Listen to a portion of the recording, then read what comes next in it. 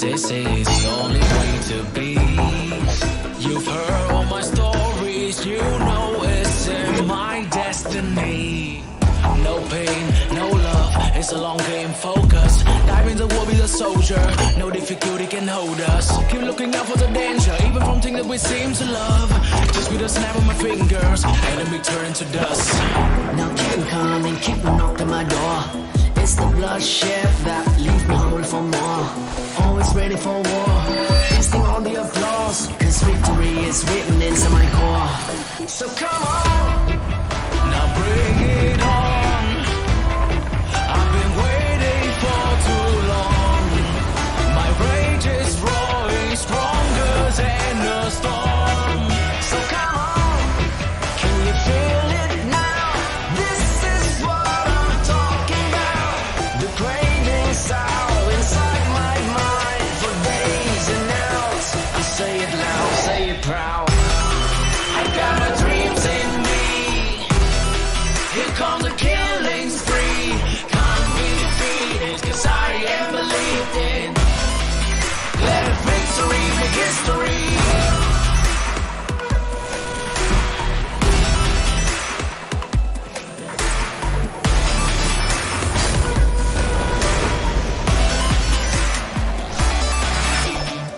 There will be pains again, but then we gain from it. We never aim the same. Yeah, it's hurricane in my lane, there's raining flame away. If you wanna taste my game, there'll be silent cut, the violent rush. Even lights get shut with the direct touch. I need no love, 'cause I'm the one, and this is my winning song. So come on, Now bring it on. I've been waiting for too long. My rage is growing stronger than a storm.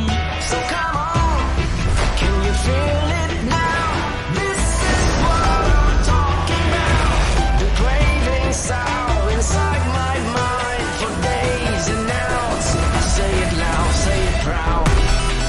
I got my dreams in me. Here comes the killing spree. Can't be defeated, 'cause I am believing. Let victory make history. I got my dreams in me. Here comes the killing spree. Can't be defeated, 'cause I am believing. Let victory make history. Yeah.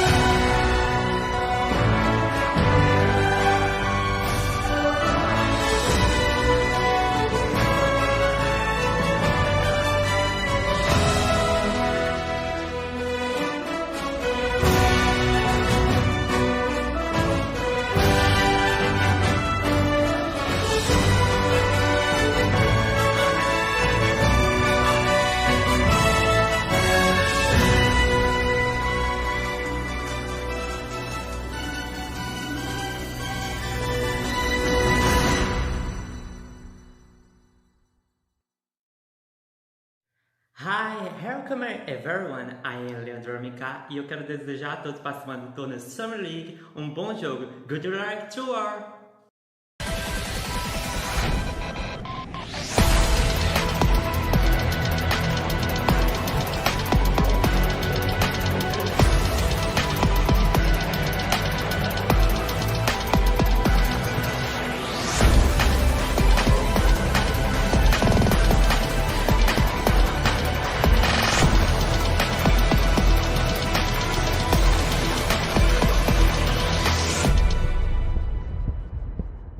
My name is Justin and you might know me from the Live with Mars Twitch channel. I would just quickly like to wish all of the participants of AoV Summer League 2021 good luck on that big prize pool, and everybody else so much fun on watching the content. Hope to see you all on the battlefield soon, guys.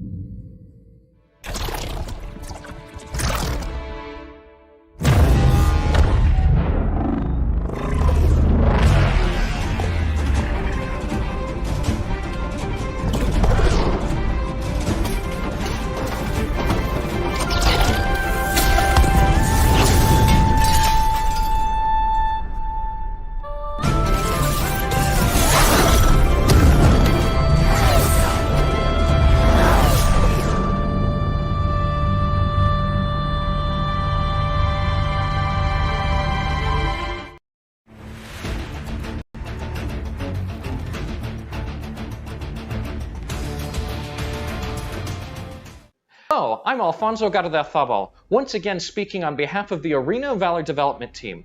We've got a great new Arena of Valor update coming your way, and I'm here to bring you all the first-hand news straight from the development team. We're really pleased to see that the championship, which underwent a major update in the previous update, was well received. One of my coworkers tells me how they competed in every match with friends and managed to win only one championship, making them a single crown champion. Although the competition was very challenging, they say that the fun of competing as a team against other teams was truly something memorable. To players who have won multiple championships, you have my heartfelt admiration. All right then, back to business it is. Let's take a closer look at what we've got for you in this new update. We've always shown zero tolerance towards match-breaking or abusive behaviors.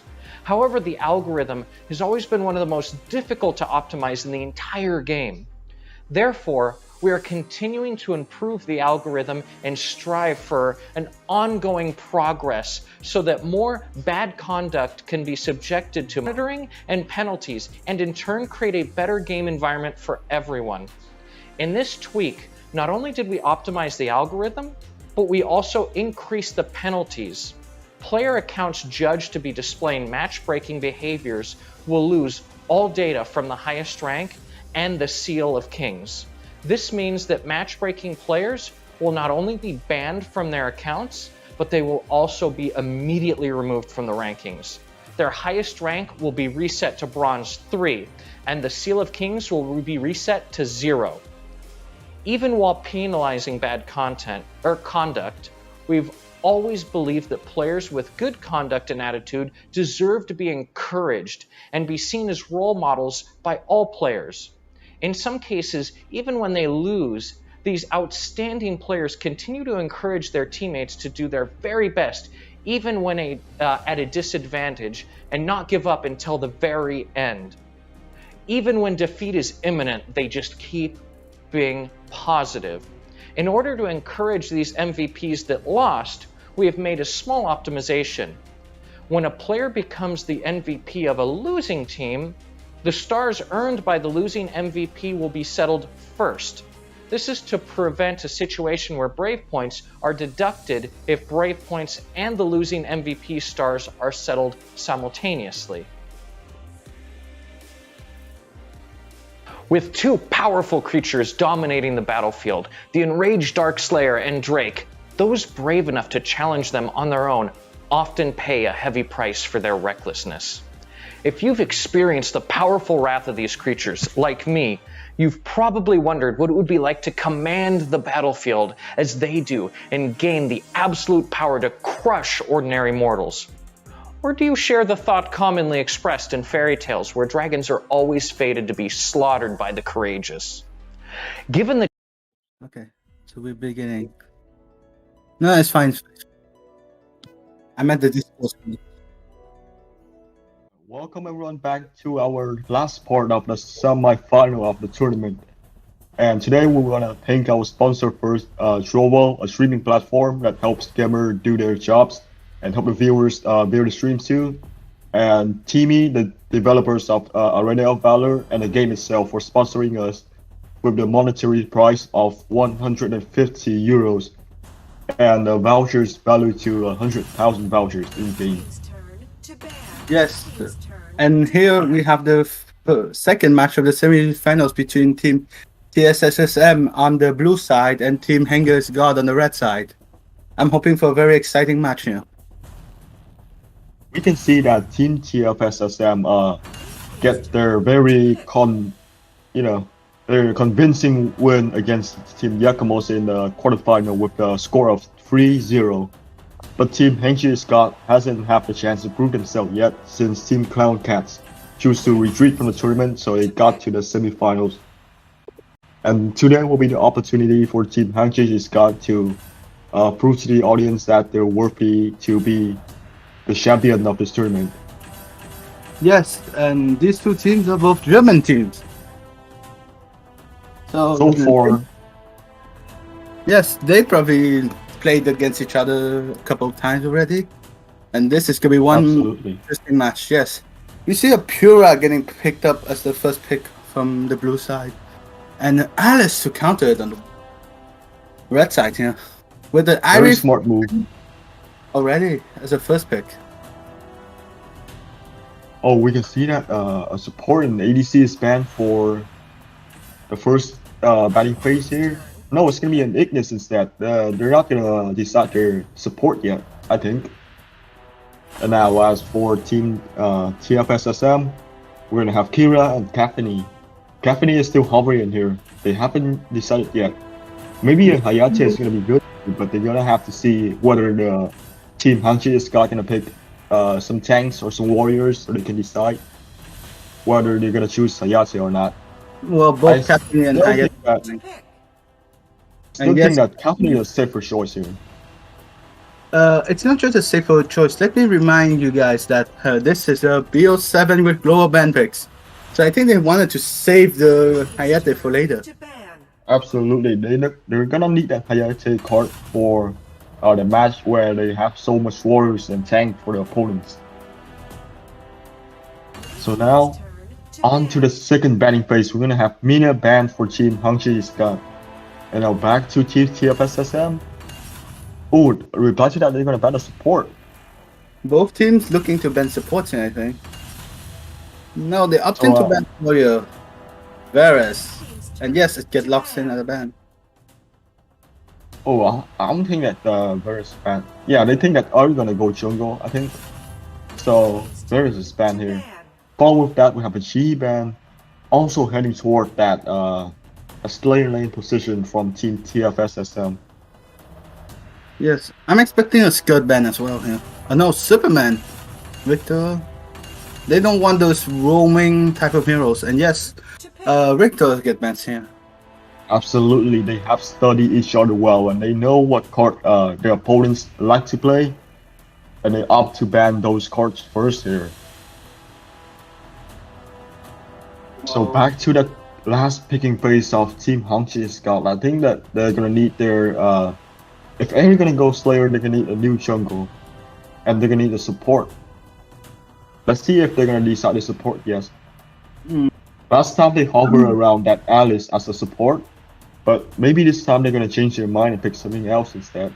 I would not pick Alice with Irie in the solo lane because you still need the front line. Alice, you will have a very switchy front line. Absolutely. Now they're gonna need a tank. Omega, that's yeah, we Valid. haven't seen that Omega in this tournament before. That's gonna be quite interesting if they're gonna pick that card. Omega is good against Pura because he can push her away from the ADC so they don't heal up. Absolutely. Often the time we see in Omega with you know, the early game teams that they're gonna try to you know, push as soon as possible, but now we're gonna see Omega with Laville, Airy. It's I think that's gonna be a weird but justifiable choice for team Hengez got here for the support. Oh yes, and Oh, maybe Omega can go Slayer too, and Airy can slide in that jungle position. Marja gets picked up for mid with Amelie Slayer lane. You know. I Yeah, don't they're know. gonna need some balance in the team because they're gonna have some heroes that can endure in combat. Because we already have Kira, Kathleen, and the damage dealer already. That's a lot of, you know, AP damage coming from team tfsfm. Now they're gonna need a hero that can do slow down effect and can disrupt the opponents. I think Morsha is gonna be that card they're gonna pick for them. I still think on Team TSSFM here, they don't have much CC. They can't CC. The Pura does stun, but it's really short. Marja does a bit of slow with Amelie's Slow down, yeah. But No hard CC, that's the problem. There's no hard CC there. What? Ifnef is looking to get picked here. No, they have to swap here. There's no way to pick Ifnef. And Arrow gets Oh, picked. Arrow. Makes more sense, yes. It'd be too surprising if we see Ifnef Omega here together. They No, it's actually not gonna be surprising since they still have that area for the jungle position. If they really want to, yes. no. But we're not gonna see it here because Arrow is locked in for the jungle position. No, the problem with Ifnef Omega is their ultimate clash. Ifnef pushes away while Ifnef Omega pushes away while Ifnef wants them to be together, close to him. Well, they don't have the ultimate in the same time. Yes, but I'm hoping with a Laville, I'm hoping to see a lot of 5-man team fights here. And this matchup, Laville Caffini, this isn't the first time. Quite interesting coming up. Disrupt Absolutely now. team Pura on Disrupt and Omega also on Disrupt. And here we go for the first match. First match of the day.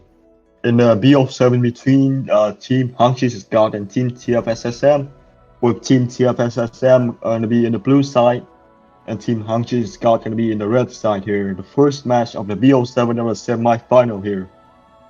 Quite We're gonna surprising. see. Laville isn't using Alchemy here. Irie and Ignis is, but Laville is choosing to not use it. Oh, we're gonna need to see who's Ari gonna face again in the Slayer lane. It's gonna be Emily. Interesting. Actually, Marja could also be away and put Emily in mid. It depends on them, but it looks like Emily against the Irie is going to be the choice. Yeah, I wanna have to count how many hits that Ari gonna get on that Emily to activate that alchemy, you know, challenge. Well, you can activate it with just the S1. You don't actually need to land actual hits. Yeah, but that's not gonna be much because you're gonna have to wait for at least, you know, 7 or 8 seconds until your next S1 gonna start to cool down. I think it's gonna be best for, you know, ADC, but now that's gonna be very interesting that they're gonna have to pick that talents up. I do think Irie is gonna benefit from the gold a lot here. But early game, she's still really weak against Emily. Yeah, we can see that Ari trying to get as much hit on that Emily as possible here. And she knows that she's not gonna have any chance to stand against that Emily, but still, it's just for the alchemy. Both are going to build the anti-heal as their probably first or second item. So it depends yeah. who gets it earlier. So it's gonna be the winner of the matchup. Yeah, I think anti-heal for the first choice is a lot of gamers' option to do. You know, still we have to see that Arrow has already gone to the level 4. Also, Kira. Now we're gonna see some actions in the Slayer in the Dragon lane right now. It's gonna be 4v3. No, but they realize that they're outnumbered and they choose to retreat instead of fighting. Yes. Oh, both teams trying to compete for the Dragon here. Kira coming in, do some damage, but not able to do anything much. Full scale combat is happening here. Arrow take down that Dragon. Slayer has very low HP now, trying to target that bullshit, but does connect, and that's gonna be a first blood, shutting down that Kira instantly. What an outplay! The bullshit does connect again, but now he has fallen down before he was shut down by that Arrow. Yes, but Arrow's doing bits there. Arrow is the usual counter you use against Akira. First tower does have protection here. But Marsha is stunned down. He's very low HP now. That stun was able to finish her up. Absolutely destroying from Team Hengez Scout. Trio and a sizable goal lead of 1.5k here, which is quite surprising. I'm guessing it has to do with the kills and the alchemy not being on level. Yeah, the first Dragon too, if that contribute something to the team. Oh, they drop here, 3 versus 4. And he's coming in with the ultimate, but that team Hengez got choose to retreat, and they got the retreat in time. They're gonna have some low HP disadvantages here. They might not want to compete in this mid lane. Osh is very low on HP, Osh is down. And now, yeah. Oh, the magic orb has to be activated, but still, Kira has no chance to go back. Yes. She should have retreated since she just defeat that Omega. She should have, go back in the tower as soon as possible, not just hanging around there. Trouble here. The Ignis is in trouble. The Ignis is in trouble. We don't have that camera viewpoint yet. Yeah, but but she was able to escape since that Marsha damage is not much. It's not burst damage on Marja is the main problem. Absolutely. Now we're gonna have to wait for 8 more seconds until the second Dragon came here. It seems like Team Hengez God is now ready for the Dragon. 4 people. Yeah, that Dragon is being melted down pretty quick, and now they're gonna have that for themselves. That's minor advantage of the Dragon is going to have. Yeah, some minor advantages, but it was not as much as it was for the previous seasons, but still, it's gonna help a bit. Yes, as we can see, both teams probably just want to reset. They all have. Absolutely. Since Kira we're gonna see that Emily is going against that area and something. Yeah, the camera viewpoint hasn't pointed to that, but we can see that Emily is melted down pretty quick by both Area and Arrow.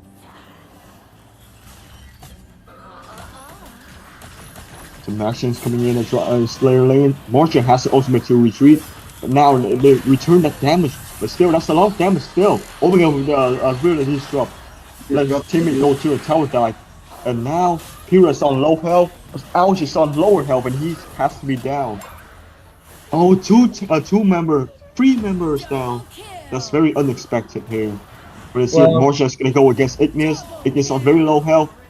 We'll see. Yeah, but Marsha has the ultimate that finishes him off very quickly. Yes, but this tower has to go down by quad kill on Marja here. On Overs, they stayed too long for the tower dive, and they took too many tower shots after the disrupt. Absolutely, I think that the tower is the cause of death of at least 2 people from Team Hengez got in that situation there.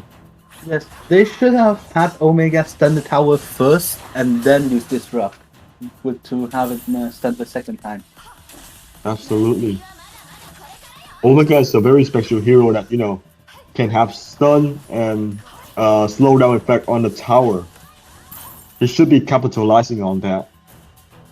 Yes, but he seems to want to close the See, Ari is trying to take down that Caphany, but Pyrrha was there already to help him, and now he's in danger. He still has the ultimate to escape from that Kira.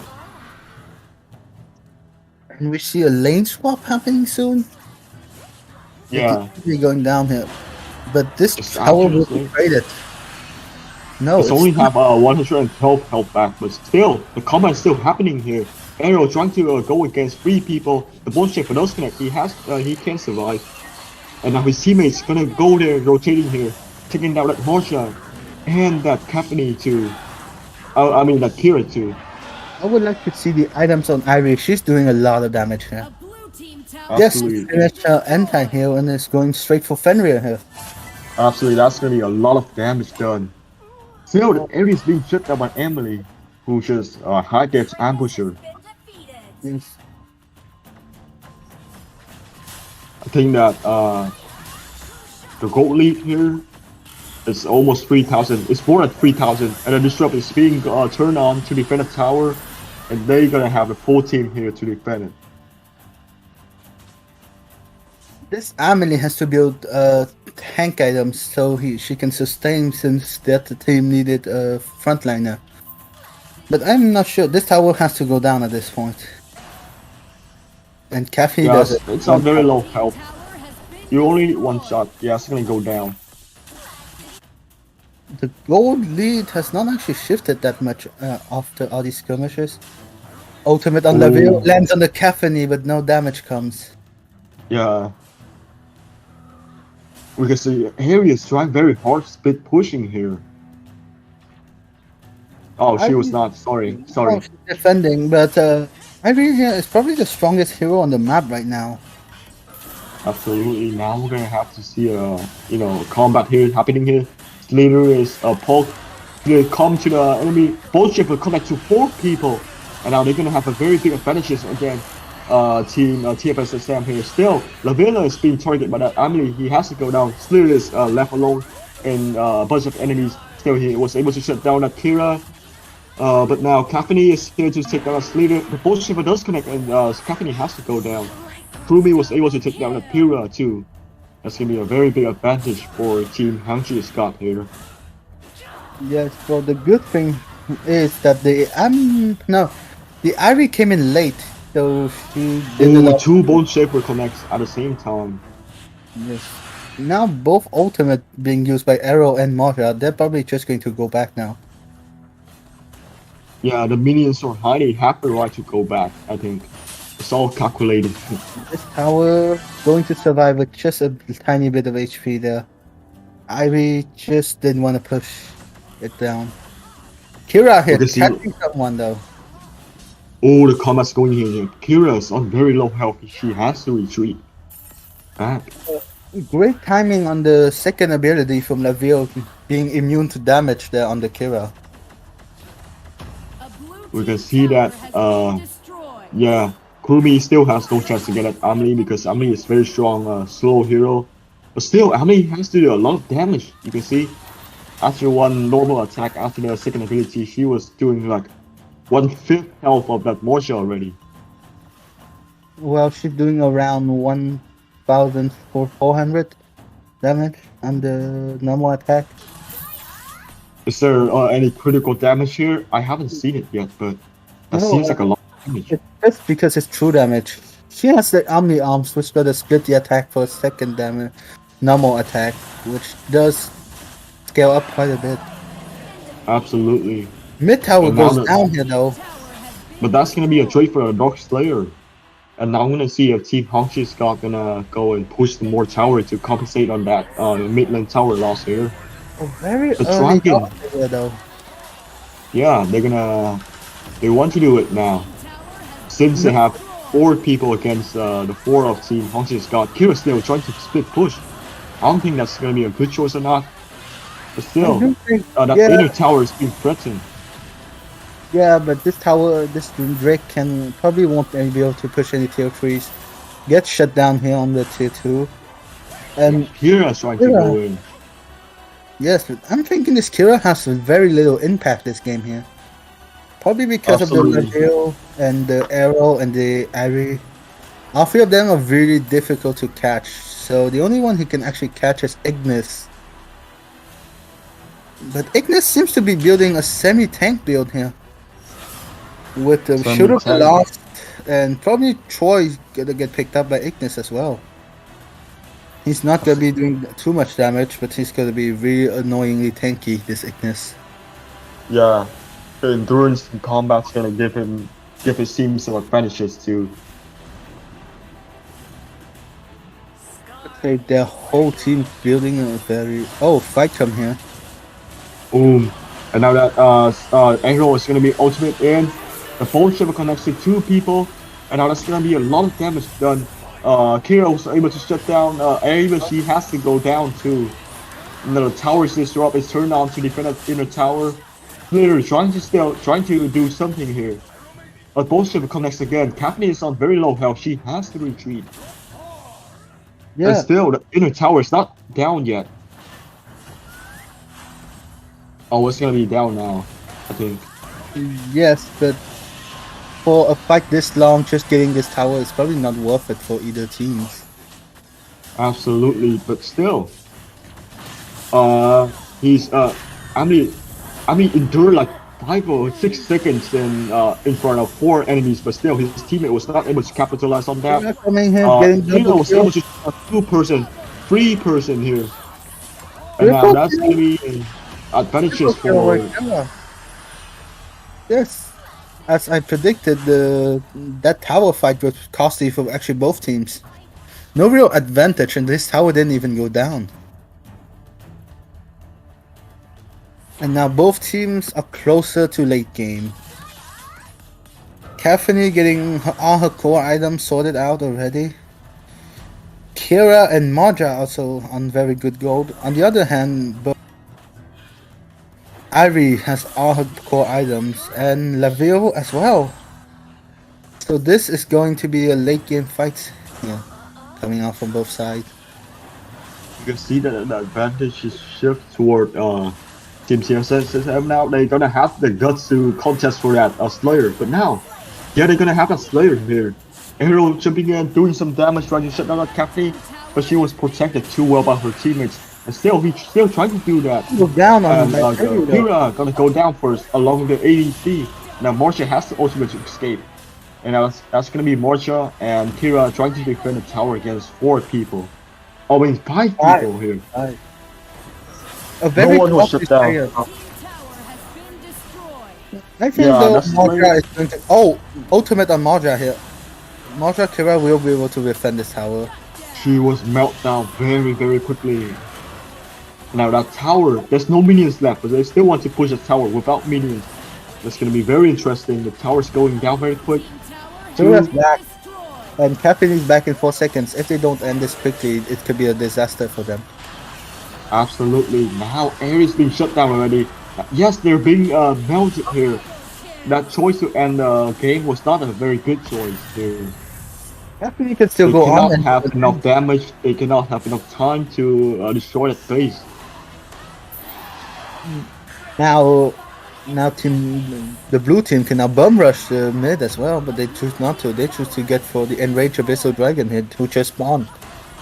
Yes, because their dragon lane is being pushed very high, and now they have to fix the 2 lanes first before rushing mid.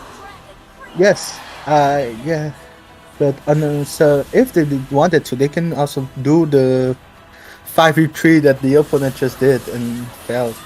Maybe they would have had more luck. Ultimate though on Arrow. He has to retreat. That's too much damage. The Bone Shaper connects, but that's not gonna do much for them. They need the Omega to be back online here, because the Omega could push away the Pura, which is really deadly. We can see now that's gonna be a matter of 1 team fight. You only need 1 team fight yet to decide who's gonna win this match here. Both teams has to be very careful about this. Yes, no, gold doesn't matter anymore, because both teams are basically on full build.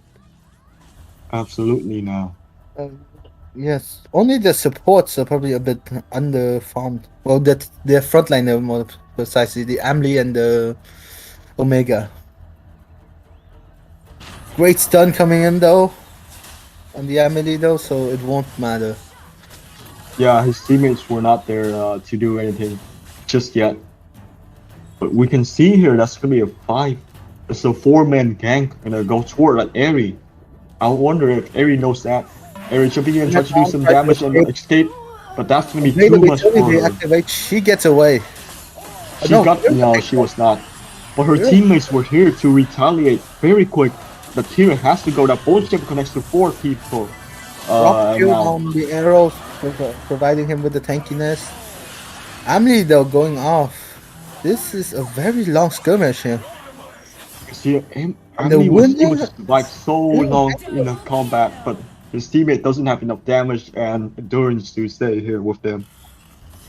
That's gonna be a disaster for team tfsfm here. As Hengez, Hengez is gonna have this match for the first victory of today, BO7, no doubt. Margaret is trying to kite them and trying to defend. If she can clear this wave, there's a possibility. There's no way that she's gonna clear it. There's 2, super minions coming in that base. Very hard for her to defend that alone. So that's gonna be our first victory heading toward team Hengez got for his semi-final BO7 here today. We've seen a very good game here from both sides. I would like to see the damage on the teams here. We talked about the Irie, we talked about the... Yes, as I said, the Emily opting to go full tank as playing as basically the frontliner. 41% damage on Marja. To be honest, I was not expecting that to be the case here. Well, Marja does a lot of damage over time but no burst damage, so that much damage is actually going to get healed up by the passive from an Arrow, Irie, and even Laville with his lifesteal. So even though he did a lot of damage, that damage gets countered by the lifesteal quite heavily there. On the other hand, Ignis and Laville doing the bulk of damage from Team Hengez, which is quite surprising since the Ignis is building a very semi-tank build on the Ignis, if I can remember correctly. Yeah, but that semi-tank build also gave him a lot of cooldown, so he's gonna spam his ability very, very soon. I think that's ultimate. It's gonna take him less than 10 seconds to cool down his ultimate, I think. Yes. But still, that's gonna contribute to his damage dealing. Okay. So we are going for the second game here. There will be a switch of sides and global ban picks are now applied. Both teams use out the very, very strong team comps here in the first match. Now we have some heroes that cannot be used again. We cannot see Arrow again. We cannot see Kira again. We cannot see Ari again. We can't see them from the side that picked them, but the other side could still pull them off. Yeah, absolutely. I would say team composition, the Pura actually hindered the team quite heavily there. Since playing a team comp that's so based on that Pura came into disaster when dealing with the burst damage from Arrow, Irie, and Ignis. So we're gonna wait to see which heroes that some hot picks here they haven't picked yet. We can name a few like Lubu, like Zata, Florentino, no, not Cafeni, but Hayate. Both teams haven't picked Hayate yet. Torn Zip too. Zip still hasn't come out yet. Even Scud. So many extremely strong heroes there. Absolutely. Now both teams have access to that heroes. We're gonna see which of them are gonna capitalize on that on the second game here. And Okay, here we the go. second match has officially begun here. Now we're gonna have team Hangzhou Scott gonna be in the blue side and TFSSL gonna be on the red side. He is banned for the first option. Yes. Why not our choice? Both Chi and Florentino banned there. Yeah. An I area is really banned. want to, by their side so they can just ban her out now. Zip Absolutely. though getting hovered for the ban and does get banned. And now we're gonna see the first pick for team tfsfm. They're gonna have that. No, Team Hengez got right. Yeah. Now they're gonna have that advantage of having the first pick. I would say in this BO7, the red team still has a slight advantage. Because of having the first two picks right here, they could pick into two extremely strong heroes here. But Zata got chosen as the first pick, so I'm expecting some good counters to Zata, like this Annette here, who can really counter the Zata. I think Alistair is gonna be a good choice too, but we're gonna see. I think, yeah, there's a lot of counter to Zata. Annette is a very good one. Hayate could also just jump out of the ultimate. Oh, they're opting to go for Toro. For the Toro's gonna be a very, Extremely tanky, very yes. tanky support. I think he's the most tanky support in the game due to his passive. Yes, and here we do see Elsu get locked in as the first pick. I don't know how I feel about Elsu versus Zata. And We have seen a lot of good Elsu here. So if the support is confident of protecting him, we can see a good Elsu pulling up. that update for Elsu Gilded here, which means they want to play aggressive. Absolutely. I prefer having Elsu Gilded as mid with two warriors, but sometimes you also see it in Dragon Lane. It works fine, but it does have slightly less impact. On the other side, going for the kill. No, they're swapping for Violet and Superman. I think the Superman choice can be a very good choice for him. Superman or Richter, that's both choice. The one that can roam the map very quickly to find the position of L2 and push him out of his sniping place. They still want. They probably want to pick up a Slayer lane, and it's probably going to be Richter. Violet's a safe bet in Dragon Lane, but the main problem is Violet and Elsu is a 50-50 fight, with Elsu having slight advantage if he lands his snipe correctly. Raz, no, Raz. If they go for Rise, it's really going to be a Pokeball. Elsu Gilded to poke out any. Three poking heroes already, as you said here. Yes, they're gonna go for it here. Kira's being banned. Yeah, they already used Kira, so they're gonna ban it so the opponent cannot use Kira again. Well, I would say Kira against the Gilded and Elsu isn't that good either way. Not even against Raz is it that good. Wonder Woman looks to be the ban though. I think that then they're gonna need that ban to the hero who can, initiate the combat very well because they only have poking heroes. They're gonna have to avoid the combat as much as possible here. Yes, but Wonder Woman ban is gonna be a very justifiable ban here, to lock down on that initiator. That's what the game called those who are gonna open the combat. No, the problem here is the opponent already have a Richter who could play the same way as Wonder Woman, just start off the fight.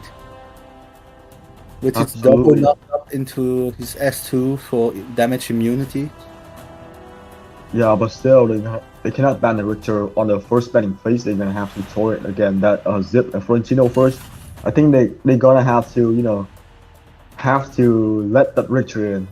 They have no choice, but still. I would say here they have to ban Dirac though. The poke composition gets ruined by Dirac, who could still be played in support. Oh, support Dirac. That's gonna be interesting. Because that shield of his basically ruins the whole point of poking. They did pick up a Zata already, so I'm guessing we won't see a Zip Dirac picked up, but as a counter pick, a support Dirac would not be bad. Oh, yeah. Or did they use? No, they didn't use the Pura, so they could also go for Pura here to just heal up the pokes. We have. I still favor the Richter support. I don't know why. I just may be weird, but I think a Richter support is gonna be very, good in this situation. But still, Against Gilded Elsu, there's not much you can do. Usually you would still go with either a very tanky tank that could heal up quite a bit. you don't have to face them directly. You just have to roaming around and see the positions. The main thing that would be true if it's just two of them, but when there's Elsu, Gilded, Raz, three of them are basically very good pokers already, so now they just need a frontliner, and yes, and the frontliner gets picked up here, looking like either Roxy or Malok. I think Marlock gonna be a better choice for them. They don't want their opponents to pick up at Marlock here. Roxy, yeah. Yeah, Roxy's good for the engages. Because of her ultimate can pull out basically any heroes here. And Roxy does slightly ruin Zeta a bit.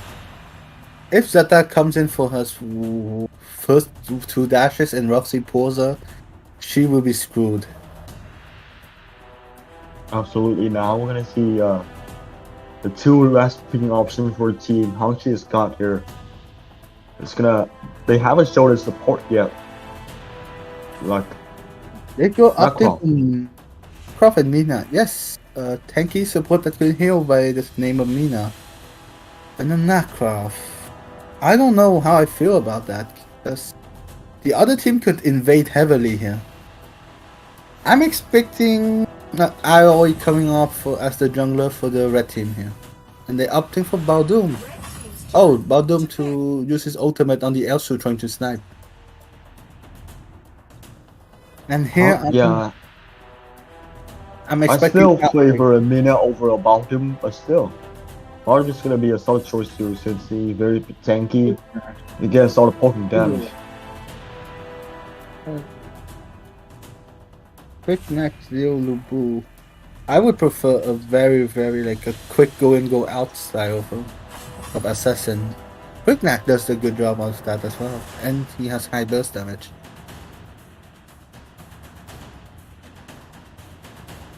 So we're going to see Gilda playing as a support Elsu with Elsu, Raz, Roxy Slayer lane against Richter. Both are just going to try and rotate. Clear the wave and rotate. They can't be bothered to fight each other. Yeah. I'm having a hard time seeing where the quick knack comes in here.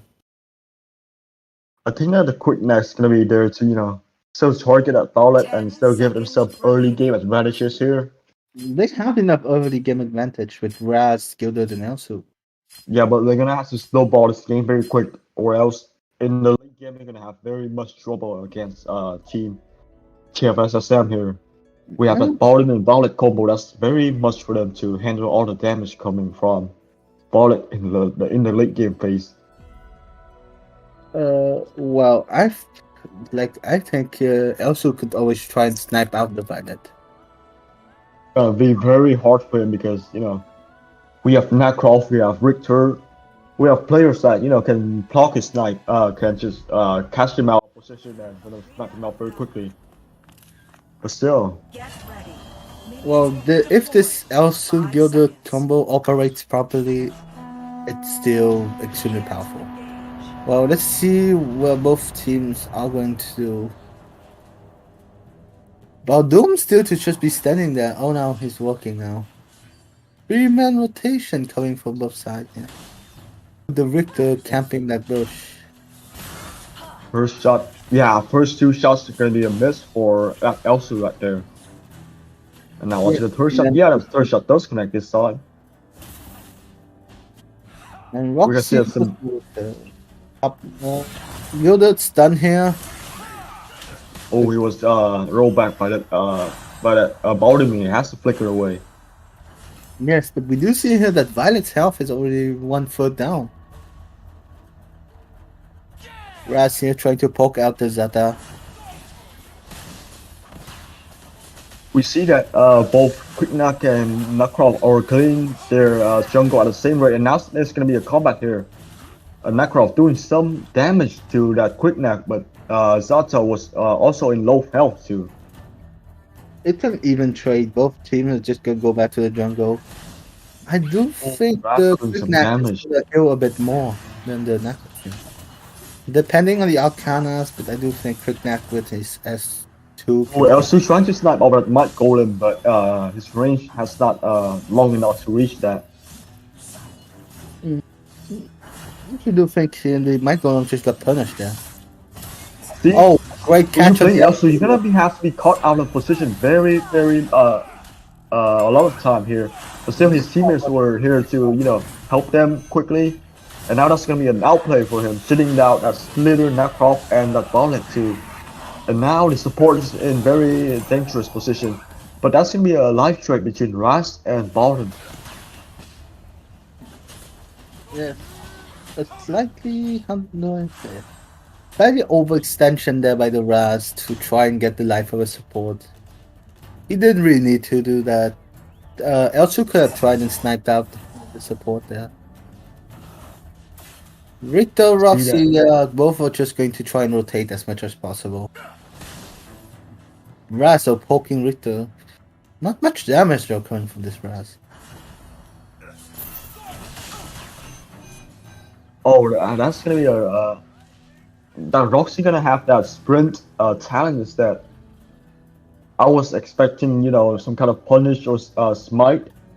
No, Roxy usually you could go with sprint, or if you're really good on Roxy, you go flicker. So you can flicker into an ultimate straight away and then start walking out. I still prefer the tank that stay in the lane and form to split push and overpower the opponents. But now that's gonna be a very quick poking and assassination coming from both Quicknack and Ratzer, shooting down at bottom the tank very, very quickly. This Zata has to get online right now, or team Hengez is in big trouble. I think there is still invincible already here. The goal lead is now still 1k2. That's not gonna be very much, but Raz was able to do some damage, almost outplayed at Nakrov, and he's trying to escape, but Richard was there to finish him up. Luluma was on very low health, she was shut down. And now Nakrov. Ultimate from Roxy there. Or else the Bowden would have went down. The Dragon does still go through to team tfsfm here. He's trying to go there to compete, I think, but still, it's too late for that now. Roxy, she was able to free farm in the top lane. No pressure being done here by both teams. Well, you can't really pressure Roxy. She's too tanky and she's quite mobile. Oh, yeah. We see that both Junglers and Richter came in there but just didn't do any actual damage to the Roxy. And Quicknack's there to cover her back as well. If she lands this ultimate, which she doesn't, she misses. Otherwise, she missed ultimate. That's twice now she missed her ultimate. Oh, the snipe coming from Asura being very accurate right now comparing to the earlier phase of the game. Now Raz shutting down two-player Flicker and ultimate. That's gonna be a very classic combo by Raz here, taking down a both player from team Hengez got. Yes, is losing quite badly on the advantage here. Team TSSFM is running this combo very smoothly. Ultimate Roxy's gotta walk away though. She's really tanky. Yes, both Richter and Zata, they gonna go full combo on her, but still she was able to survive that. That's the difficult thing about playing against a Roxy. You have to time your damage correctly, so you have enough damage to basically kill her in one shot. You can see that the most gold from both teams are coming from that that ADC. No, the jungle. ADC and jungle. Jungle for team tfsfm and ADC for team Hengez. Yeah, this Zata has not been touched much though. She's been pretty lackluster, I'll say. See, Santa's staying in her lane, not doing anything. Oh, But she, wow. that shot was missed by Elsu, but still, he was able to fix this mistake by the normal attack. Yes, but I do think you can't possibly miss a snipe on the player standing still there. Maybe, his hands are sweaty. His Still. combo. That's gonna be a tower, the inner tower for Team Hengez got here. As we predicted, this poke combo is playing hyper aggressive and basically making it very difficult for Team Hengez to get online here. Hengez. Yeah, there were 7 minutes and still they still managed that 2k gold lead here. Still they're gonna need, I think they need at least 5 more minutes to to be able to shine to the maximum power here. Yes. We can see that the minions in the middle lane was being cleared quite quickly. Nakrov is trying to split push, but he has to realize that Raz and Quickneck is coming for him. No, Quickneck was not coming for him, but Raz still able to do a lot of damage, and now that Nakrov is being shut down. He should have just left there. He's mobile enough to just walk away there. But he Yeah, chose but to. he still wants a tower.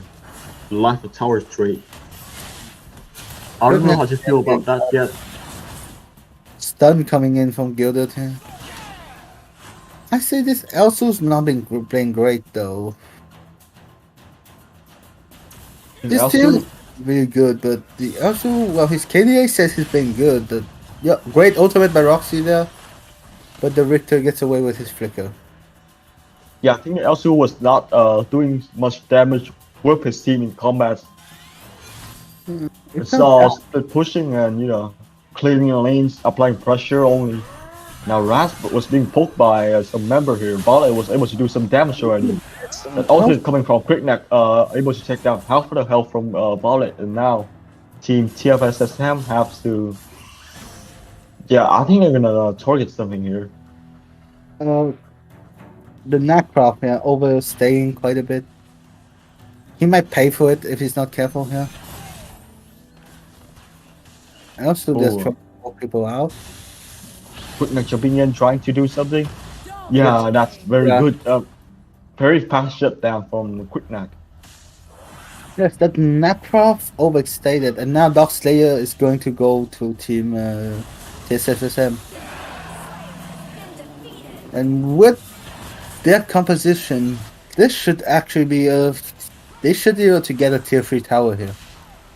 Anything less than that could be seen as Not effective. Not Yeah. worth it. no. It just seems like they didn't capitalize on it properly yet. We can see that Roxy is going very high above. I disagree with people just summoning the dragon there. It's twice now. Yeah, and it that doesn't happened work. twice today already. Just go back, summon it at base, let it enhance your creeps. Most players don't realize that the dragon does enhance your creeps when it's thrown far back.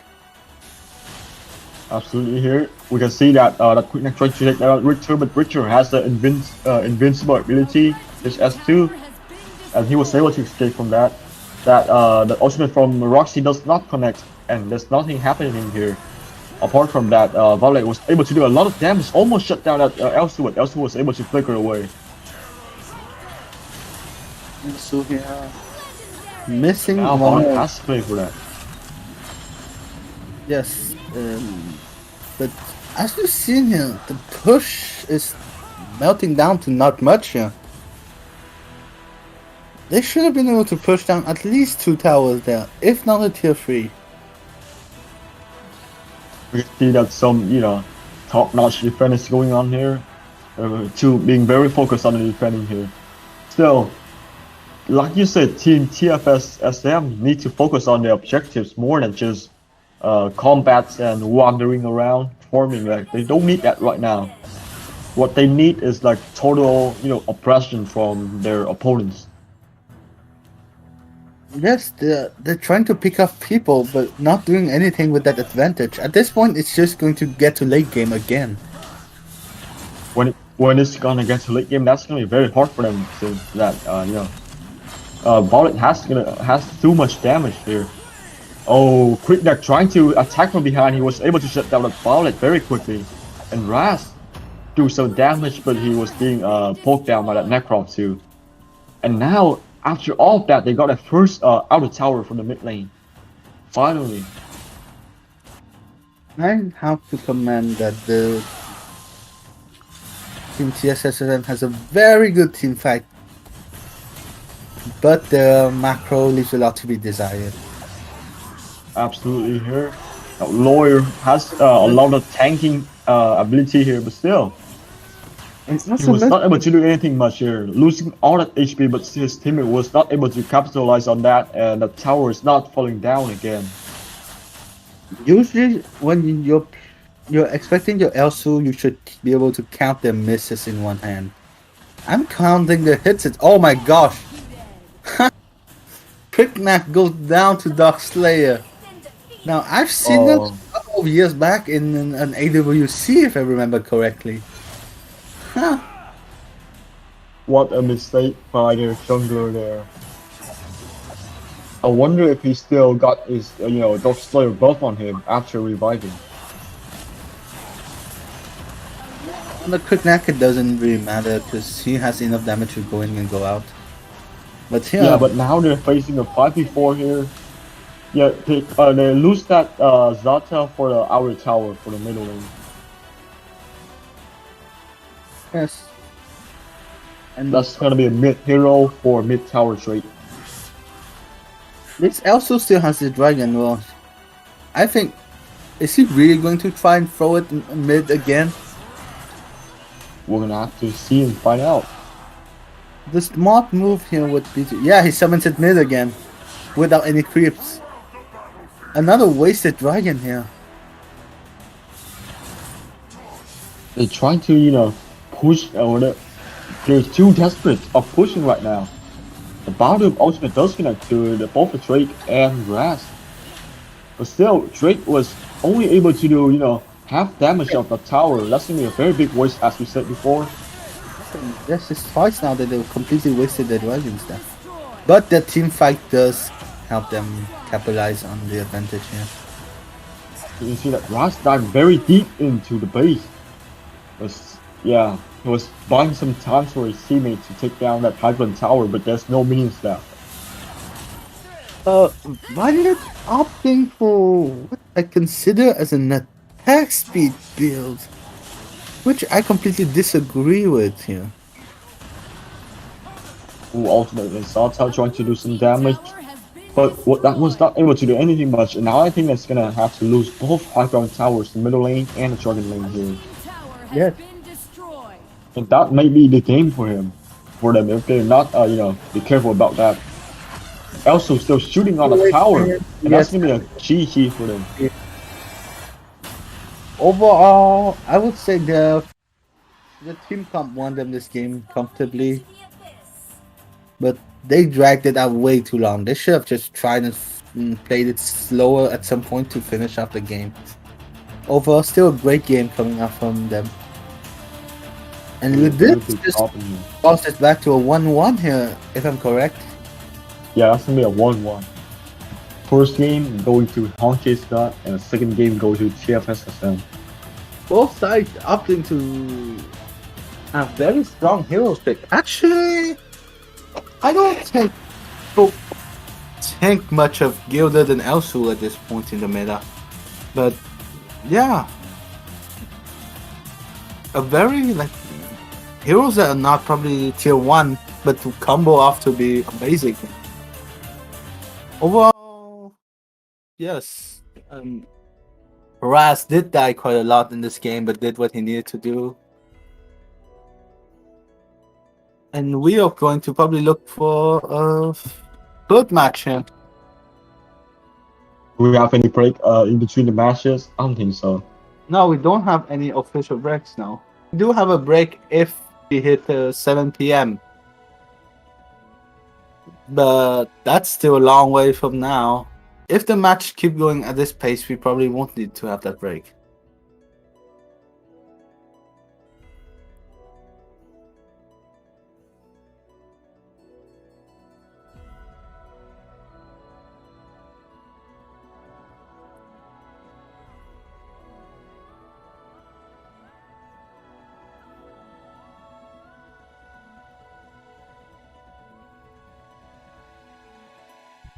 Is Shadow muting us right now? Is he muting us?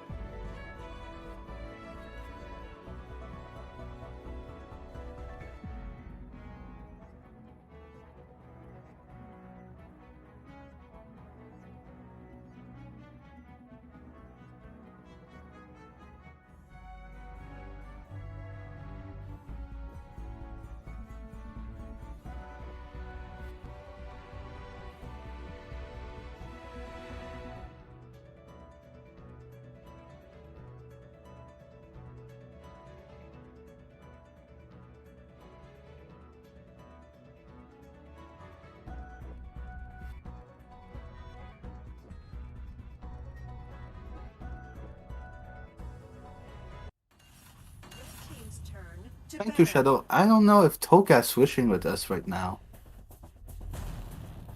No, I think Toka's gonna be a lazy ass here, sitting here watching a stream. Oh crap, we're live. Sorry, the audience, for the profanity here. So back to the third match of today, we're gonna have that's gonna be a 1-1 for both teams right now. Team tfsfm won and Team Hengez got 1. And Yes. now back to the original position here. Team Hengez got gonna be in the red side and Team tfsfm gonna be on the right side. No, the blue side and the red side. Sorry, my bad.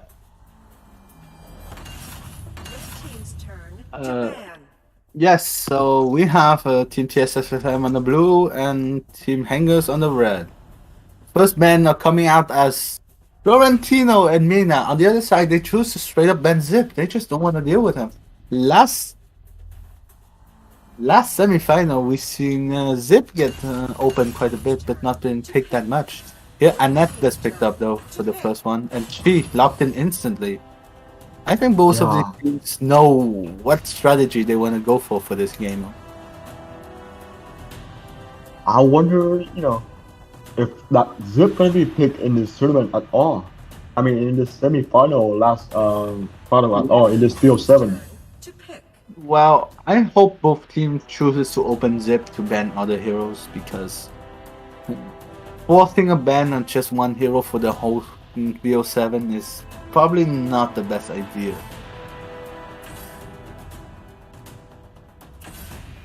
Okay, when I see that Annette, Lillian, and Torn, or both the first option for Team TFSM here.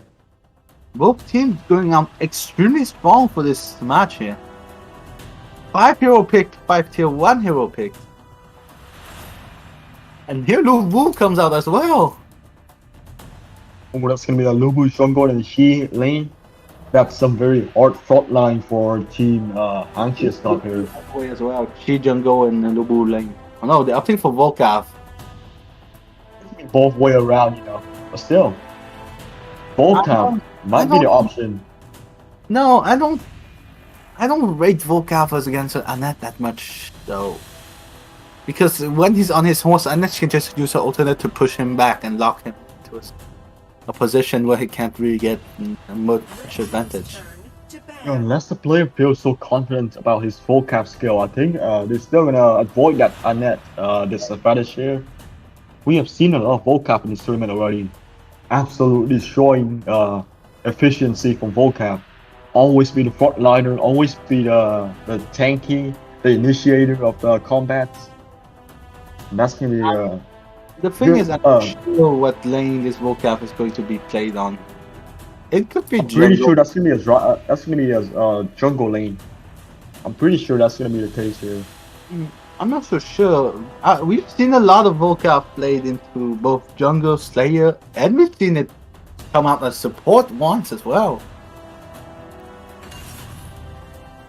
I think Volcap best suit for the jungle position, not anything else, because his ganking ability in the beginning of the game is just way too overpowered for some of the heroes to handle. Okay, back to the second batting phase from Team Hengez. We can see that Yana's being banned. Yuna being banned means that she is gonna have absolute dominance here in the Slayer lane. Absolutely here. Unless a Lubu picks up. I think they might want to save that Lubu card for the other cards for the other matches and it's BO7. Yes, well, but I don't want to have my Slayer basically lose his lane completely.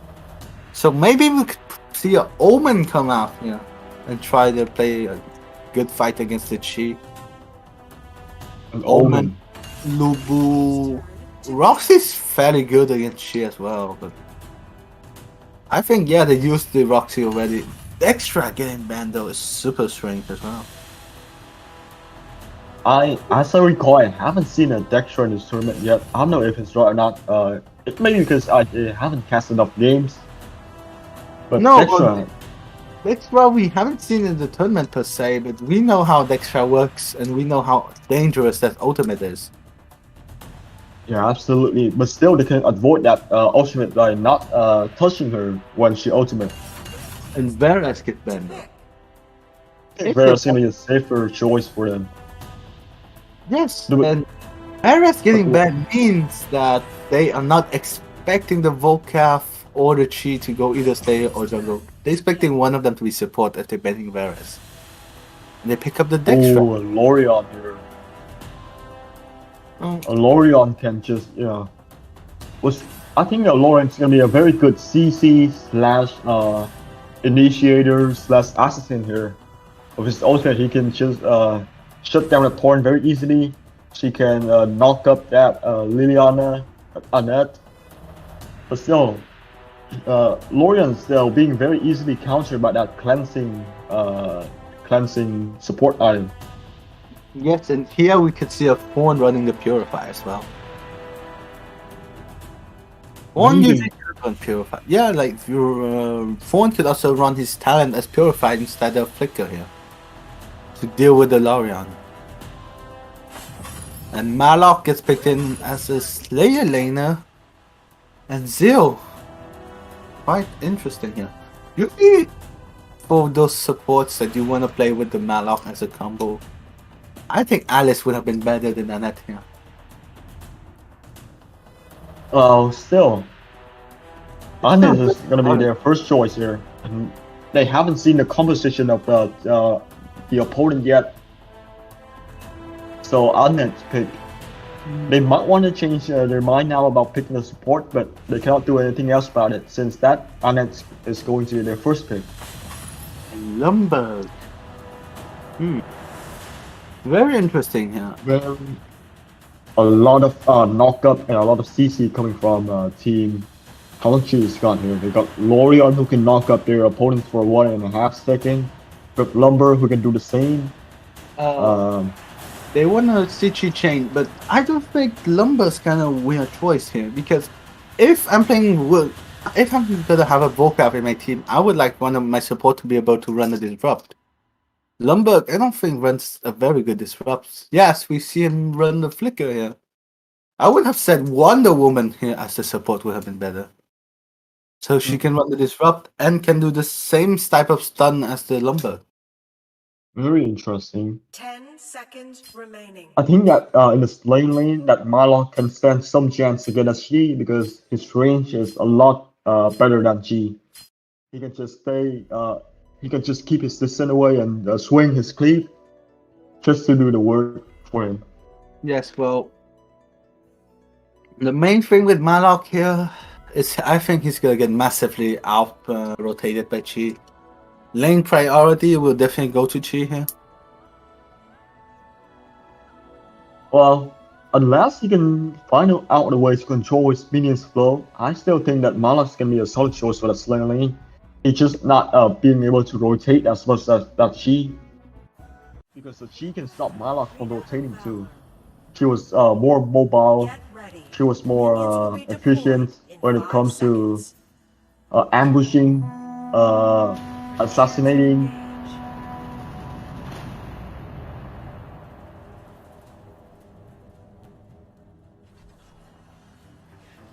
And we see a 3-man rotation coming up from Team Hengez here.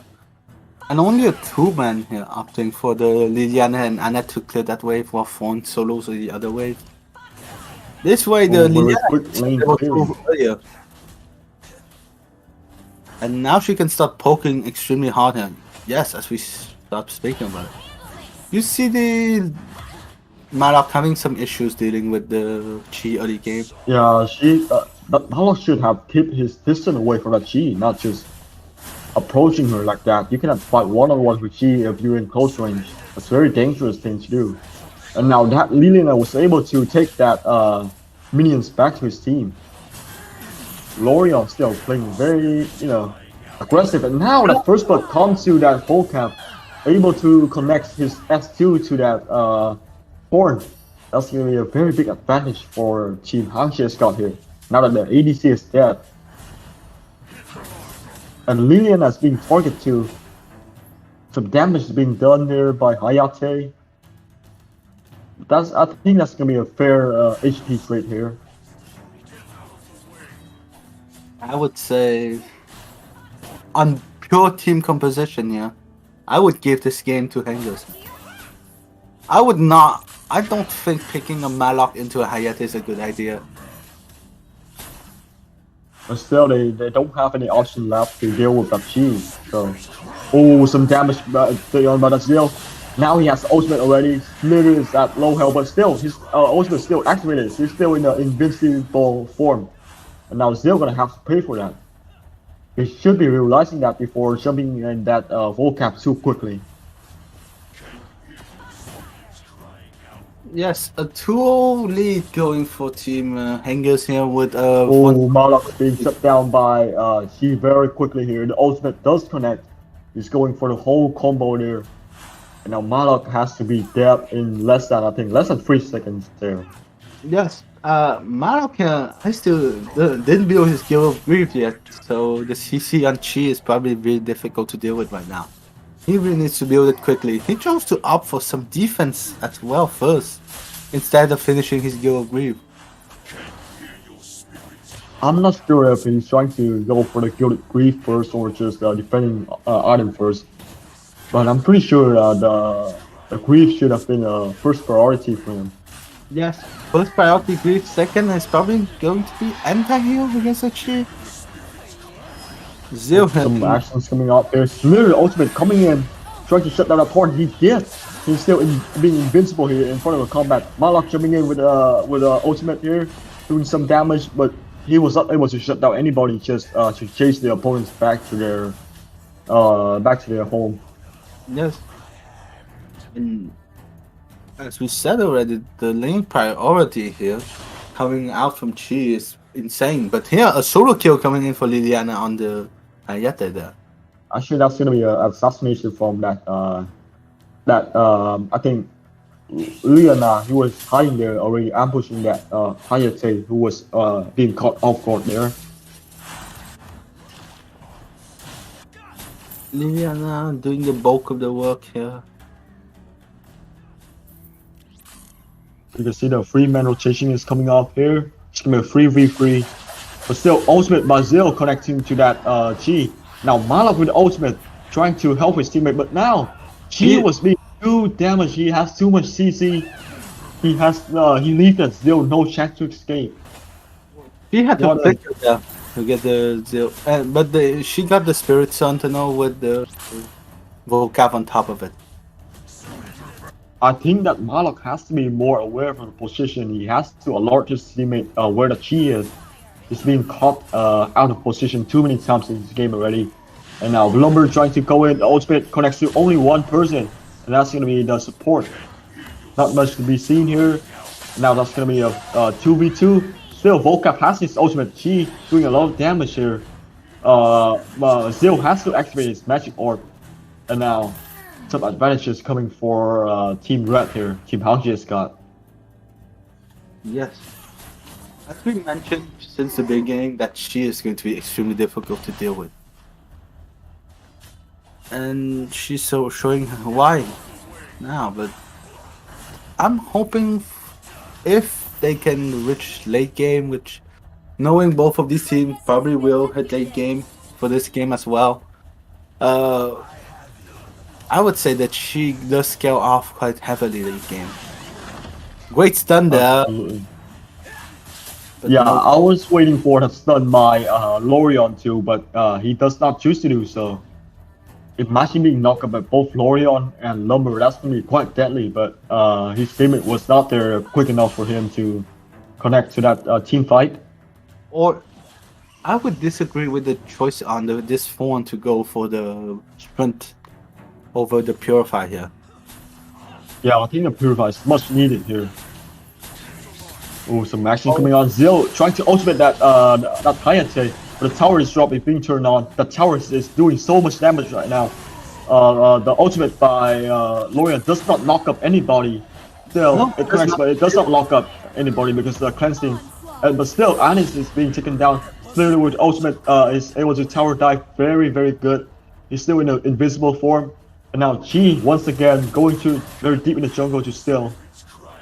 And now I think the first tower in the Dragon Lane is coming off for Team Hengez got here. Liliana trying to take down that Volcap, but he overestimated his damage. I would say here, this looks like a major snowball for the first time we've seen this in this semi-final. This Marok doesn't have any impact here. She is a very strong hero, don't get me wrong, but the impact here is very lackluster. Yeah, I think Malak is not playing very well in this match here. Always caught off positions. He provides no vision for his teammate at all. That being proved that Zil has to be in a lot of trouble for him recently. This one here is starting to lose out on gold against Hayate here. Fawn does just only need 2 items, while Hayate really does need the 3. Yeah, that's going to help them slightly. Plus, Fawn get red buff here, so he probably won't even need to use any yellow bullets for the foreseeable future. Oh, some 2 people gang coming on here. And that Lorian has to go down. But still in the Slayer lane, that's gonna be a tower dive, and Malak was not able to handle the damage coming from both She and Volcam. yes, one team up for the 4-1, the other up. The ultimate coming from Lumber was able to knock out one person. The disrupt has to be turned on to defend. And now Liliana has to be careful. Oh, they're not actually going for her. Wait, they just want to push down this tower in my opinion. Yeah, I think they're targeting that tower from the Slayer lane. I don't know why they're not pushing there yet. They might be aware that Liliana was coming in. But now, I think that's the that decision there coming from Kurumi is quite unjustifiable there. He should have gone to the tower earlier. No, I actually think they just wanted to to just not give the other team vision so they could push down that mid tower. And now some actions coming on here. Once again, a torn was being evaporated quite quickly by 4 people from Team Hengez got. we see that Hengez here playing a much better macro game. Oh, Pushing they're up opting tower. for the Slayer very quickly here. It's gonna be a 5 people for the Slayer. Yes, and I hope the Slayer doesn't get wasted. The few we've seen so far Now we see the free Slayer, free Drake is being wasted in this tournament so far. In this BO7, I mean. Yes, in this particular semifinal, we've seen a lot of Drake getting wasted, but we see Volcav carrying it and probably trying to position it properly here. Oh, that does knock up Anet, the ultimate Valorian, but that was not able to do anything much here. Oh, the flicker combo by Kurumi trying to knock out that Liliana, but Liliana was able to get away too, very quickly. Very good reaction by Liliana there, getting her out of danger. And this Slayer, this Drake again in the mid lane like this. That's the third time today already. Yeah. The fourth time, I mean. But still, this time this is the first time they were able to take down that inner tower. Now some tower dot coming in here, Malok trying to ultimate, the ultimate by Malok was way too late here for his teammate to go, but the tower disrupt does help his team to defend that high ground tower. Yes, and again, another wasted Drake. Still, they have to improve here, they was able to take down that inner tower. Yes. Last time they were not able to take down any tower at all, but now they were able to take down 2 towers by that Drake. As we say, tiny steps, baby steps. Yeah, minor improvement first. Well, with the money, with the gold they have here, they could just bum rush any tower, just end this game. 8k gold. Ultimate Lorian still does not connect to anybody. That's very hard for him. Yes, and 8k goal lead though, so they should be able to just wrap this game up right now. They're pushing both of the lanes very high right now. They don't have anything left to do. And now I think that the choice right now should be pushing, should be pressuring onto their opponent. Yeah, they're looking like they're waiting for the next Slayer to try and push even harder. We've seen so far that these two teams play a very good team fight. Only opting for the middle lane tower. That disrupt has to be turned on. The ultimate by Malak connects to 3 people. And now that Volcav, with his invincibility, decided to dive that tower. He was only able to take down 1 person from team tfsfm, which is to be Malak. And now they have the ability to go in another tower dive again, but still, the minions were being cleared too quickly. Yes, but the problem here is they use up most of their ultimate. Only Kunai Blitz is left as a main ultimate here. Still coming in for 4 person, trying to do something. Chi go down. Did you see the Chi go down? Chi. How did the Chi go down? Some miscalculation is that? Yeah, that's probably it, but that means the Slayer is basically going to be wasted again, I'm guessing. Nah, just don't give them some bad luck already. Oh, we can see that a lot of damage is being dealt by that Ayate. But still, he has to retreat because the tank is on very low health right now. Jill, in the other hand, trying to lower the pressure by pushing minions on the mid lane high. So we don't see any more Drake at the mid lane anymore. I think that's going to be a 5th time that's going to happen today, if that ever happens.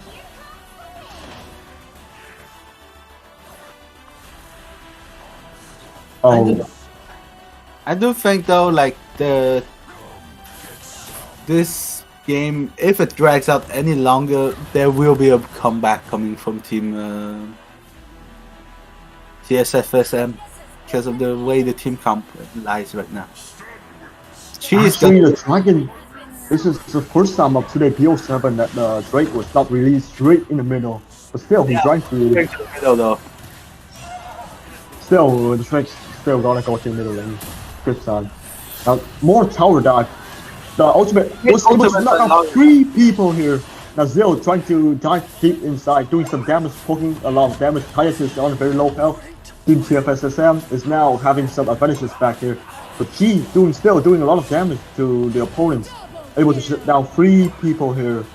And now Lena is in very deep trouble too. The magic orb is activated, but that does not doing him anything good. And now that's gonna be a GG for team Hengez got with a mega kill. That mega kill conclude this game today. Yes, and the Chi basically taunting them with the mega kill. Absolute destruction here. And yes, and as the game went as we said it, the Chi being hyper dominant, and at the end there, getting that mega kill. Oh wow! On The mega kill was quite impressive for them. Yes, especially honestly, I would say Team TSSSM that didn't really have the answer for the Chi. Overall, they played okay defensively.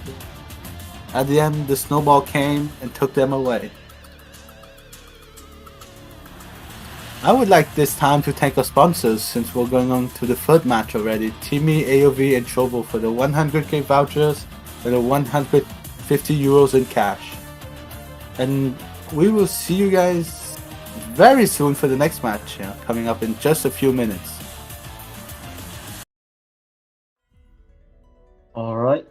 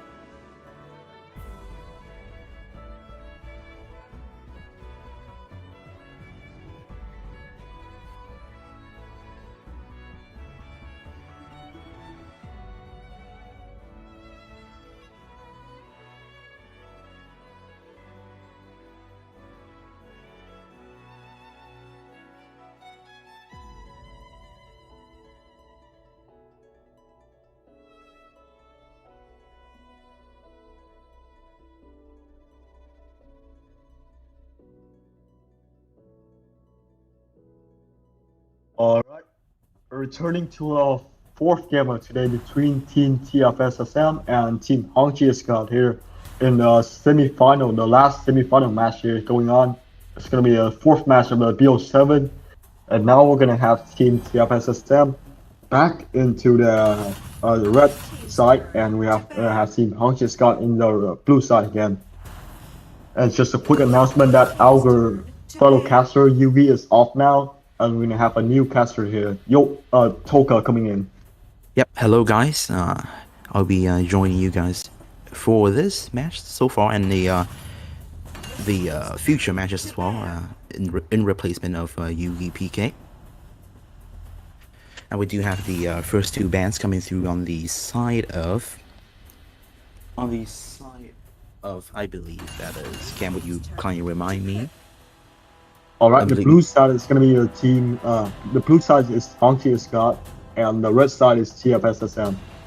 Alright, so we do have the first two bans being the Irie and the Chi. Dark Slayer lane position. Bans out on the side of HG. On the count of first two bans on the opponents will be the Florentino and the Zip. Very standard meta bans, and now the net not bans out. Very strong support might be picked up here by the side of Hengez Isgat. We can see that this is going to be potentially the second time today where Arnet is being locked in as a first pick as a support. But no, that's going to be a teamy support instead. Teamy. So they could absolutely just go ahead and pick up any ADC that really requires a boost in gold, such as well, if I'm not mistaken, Hayate has not been played by the side of HG yet, right? Yeah, we haven't seen a Hayate yet here today. No, we have seen it already, but not coming from one of a team. Yep, so they could absolutely just pick up this Hayate right here, though they are hovering the Elendor. While they decide their next two picks, that it will be the Yana and the Mina locked in. We can see that they're locking in very, very quickly. Just instant lock in for team tfsfm. Very confident with their tactic here. Absolutely, the Yana and the Mina. Yana could be played in the jungle as well, but I do think they would prefer to play it in the Dark Slayer lane position. Now the Iggy has been locked in, as well as the Elendor. With this team composition, they have the ability to both engage at a very long distance, with Elendor being able to just dash in from afar, and the Iggy with his explosive fireballs engaging Ember's Gaze. Of course, both can also disengage quickly, especially when out with the teamy, and with his being a bro can help that out as well. They are hovering the bright, maybe in the jungler position. Haven't seen a bright jungler quite some time now in this tournament, but they are still looks like they are still wondering what they will lock into in the jungler position. It could be a Lubu. Lubu is very good as well. Extremely strong extremely strong warrior in the jungle position. With his Conqueror, can just dive through to the back lines of the enemy team. But this is an Elendor jungle, not a typical Dragon Lane ADC, so I doubt the effectiveness of a warrior or diving assassin into the back lines, as Elendor is of course very mobile and very flexible in terms of attacking and retreating. But they will lock into that arrow. AD damage. But now to respond with that, they're gonna have a Scud with a lot of AP damage and endurance as well. We can see the Scud playing as the initiator and teamy, both tank coming from team Hengez here.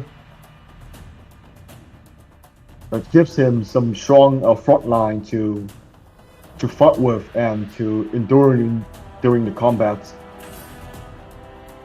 Yeah, Malak too. That's gonna be a free tank for the team.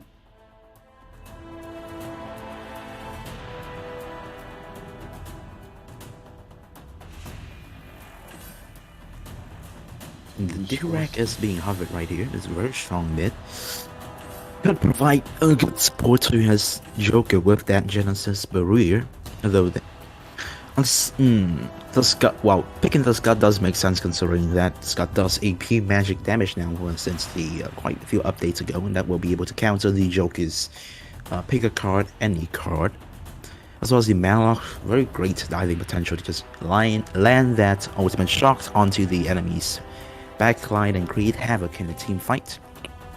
So the side of tfsfm might want to go ahead and lock into a mid lane with a lot of CC to try and prevent that dive coming through from Scud and Malok. I think that Asuka lock-in here is a very good choice here, since the ultimate by Asuka now has the ability to push back the enemies, and that ultimate was the easiest way to activate that passive from Asuka that completely stuns the opponent for almost 1 to 1.5 seconds. I haven't checked the actual number yet, but I think that's gonna do him enough time for his teammates to shut down the opponents in the meantime. Absolutely, I think it makes complete sense with the Malak going in and with the shock to try and open an engagement or begin an engagement with the initiative. Scott could then follow through with his overwhelming damage. The Zen can just shut that down with one Sand Wraith, create that impenetrable zone where no one can really move, or if they do decide to stay a bit too long there, they will be ultimately petrified and then be finished off by Azenka's teammates. But we'll have to see how that will be played out with the Elandor and the Teamy on their side. I do expect the side of HG to start having the early game advantage with the Teamy snowballing early, as well as the Elandor having an advantage in the early game over on the Joker's side. Over towards the late game, Mina will be extremely viable, so along with the Yana, to be able to dive through and get their damage onto the Elandor and the Iggy, as well as the Arrow. Towards the late game, his Bone Shaver will be extremely deadly. As you mentioned, we have both Teamy and both Alchemy talents being picked up by the red side here, Team TFSSM. No. Is it? No, it's from Team Hengez, God, my mistake. And that's gonna give them extra gold in the early game phase here. Since the ability from Iggy was able to hit the enemies from a 40 distance, you're gonna have a lot of hits on the enemies, and that's gonna activate that Alchemy talents even more in the game. Absolutely. The Alchemy, they will have to be able to just bring in, just be able to increase that gold cap along with the already present one that comes from the Iggy. Oh, I mean from the Teamy, excuse me. We do see the Malok being played into the Dragon Lane position, which, well, it makes sense considering Malok can just clear out the middle wave quite quickly with the with his cleave. We saw a good Bone Shaver coming through there, knocking up Iggy and bringing him down to half health. But still, there's gonna be some health straight here. Arrow has to be on half of his health mark here, and now that the Dragon is gonna be spawned in just less than 40 seconds here, they're gonna have to reconsider doing some more poking damage here. They're not gonna have to risk their any more HP because they're gonna have to compete for the first Dragon. We'll see a 4-man in the middle lane. Yeah, a bit of skirmish. Joker is being stunned down. That side is good to connect onto the Elandor, and they will block down low, but he will be to get away just fine. Re-engages, in fact. He does not have his ult. Demon Call coming through. Bone Shaver looking to land right onto the head of Schletter. Actually, he will go down as the first blood of this match. Malok blown health will be able to recall, now being chased as Teamy will be the next victim on the side of HG, but no, they will disengage. 2 members low health get away, but this Dragon no way to contest this on the side of HG. TSFM will just clean this up nicely. Actually, Scott can just come down and try to do something, but he chose not to, instead in the middle lane instead. And the first Dragon still does not grant them any big advantages over the opponents, which is only 200 gold lead here. But now we can see that now that Arrow has the first kill, he's gonna have 1.3k gold, but still the gold lead for Team Hengez got still go toward that Joker. Absolutely, despite getting the first kill and the Dragon, gold lead still firmly in the hands of HG. That is the power of the teamy right there. Now 3-man gang onto the Mallock, but Mallock is very tanky if they decided to not engage this. Oh, gold league extended quite quickly. Very surprising. Already 7,000 gold now within under half a minute. Yeah, because we have both Alchemy Times and a teamy that's gonna give them some massive gold lead despite of being shut down for the first kill and losing the first dragon. However, we're gonna see some combats happening here between Scud and Yana, some solo coming on here. Back to the Slayer lane. Shaper does knock up the Mallock. Now Teamy coming in with that gas bomb, connects onto the arrow. Arrow alone have used a Demon Claw to get out of the way. Keeps on engaging onto his leader. Demon Claw connects this onto the Elendor. Elendor half health. But shot comes through, knocks up 3 people, but cancelled out by the cleanse coming from Mina. Mina alone will be finished off by the AG3 low health members now for the side of tfsfm. As I get in a bit of trouble, but using that ultimate to take down to stop the opposing side on the track. Being Bro was also used there to try and ensure Elendor's life. We can see that the way that the Matlock timing that ultimate is very accurate. That gives him so much advantages. He always waits for that arrow to land his ultimate first, and he's gonna go and have a shockwave in to give his teammates so much time to doing some damage when their opponents are knocked up. And so now Demon Claw comes through onto the teamy. The Bone Shaper is good, but not enough damage as 3 members focus is straight onto his face, and arrow will go down as the first kill on the well, not the first kill, but the first victim there on the top lane. Joker Evade even comes through along with the Wave Proxy, which will yield a lot of danger here for the side of Yana.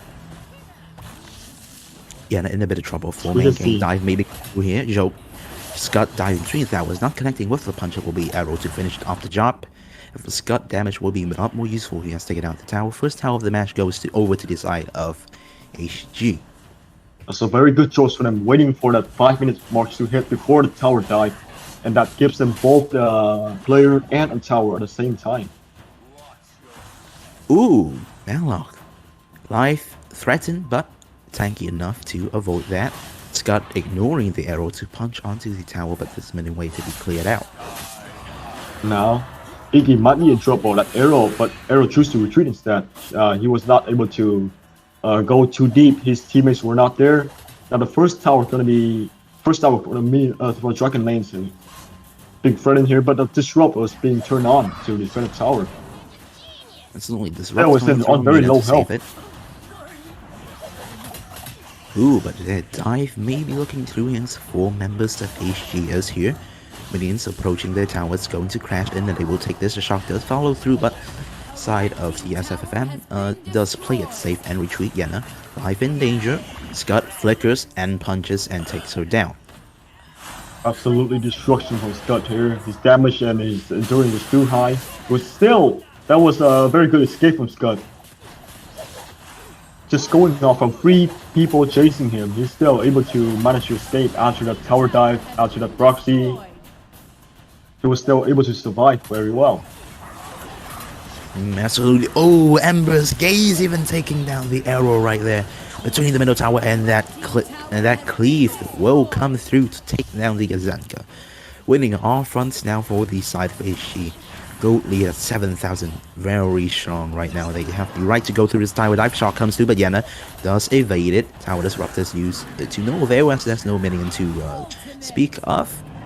But Yana unfortunately couldn't get away with the with 4 members chasing onto her. Teamy though does get away, although did have to use one being a bro. But this Dark Slayer will be mopped up, will be taken by the side of HG, which will put a lot of pressure onto the side of TSFM right now.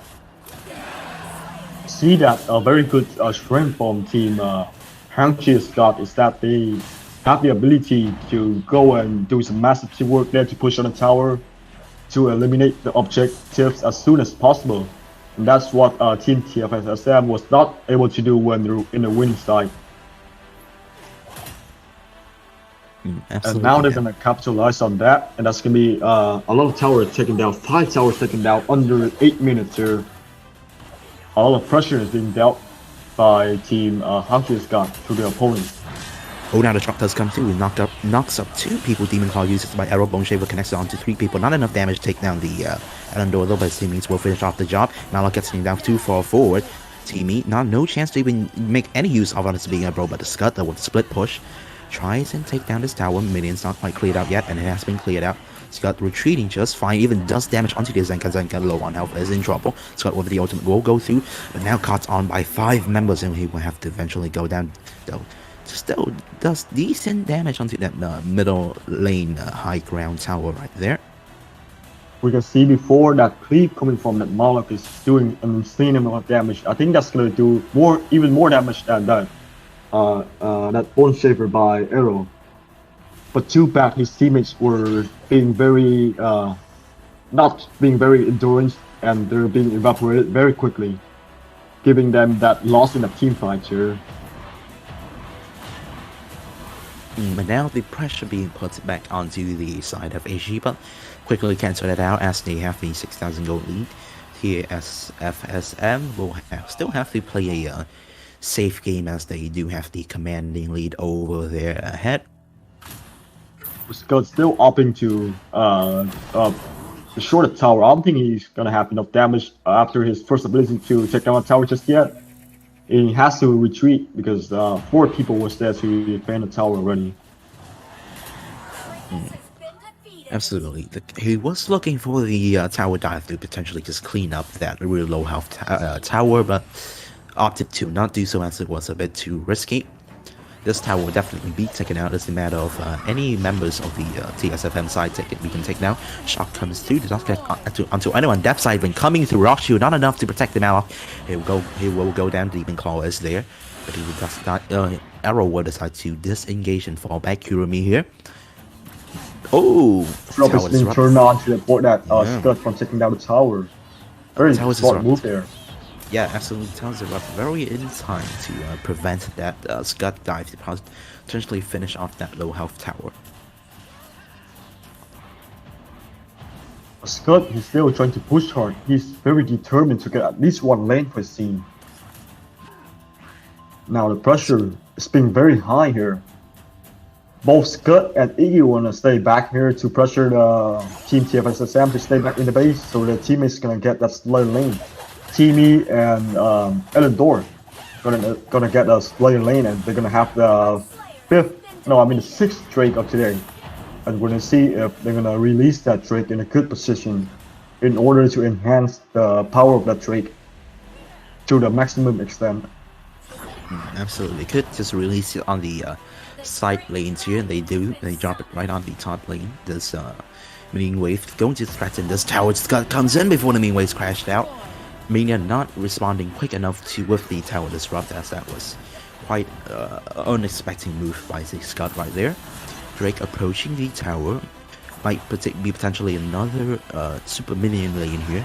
Chalk comes through, knocks up 4 people, but the tower disrupts along with the cleansers there. Tower's damage enough to take down the Malok, and the Bone Shaver comes through, knocks up 2 people. Leader low on health, Ember's Gaze, no damage. Scott still tank enough to stay around here, but Drake will be cleaned up nicely. Arrow low on health, depth side is good, but being a bro is save him. Team will revive his fine. Between enemy line is Leader doing some damage.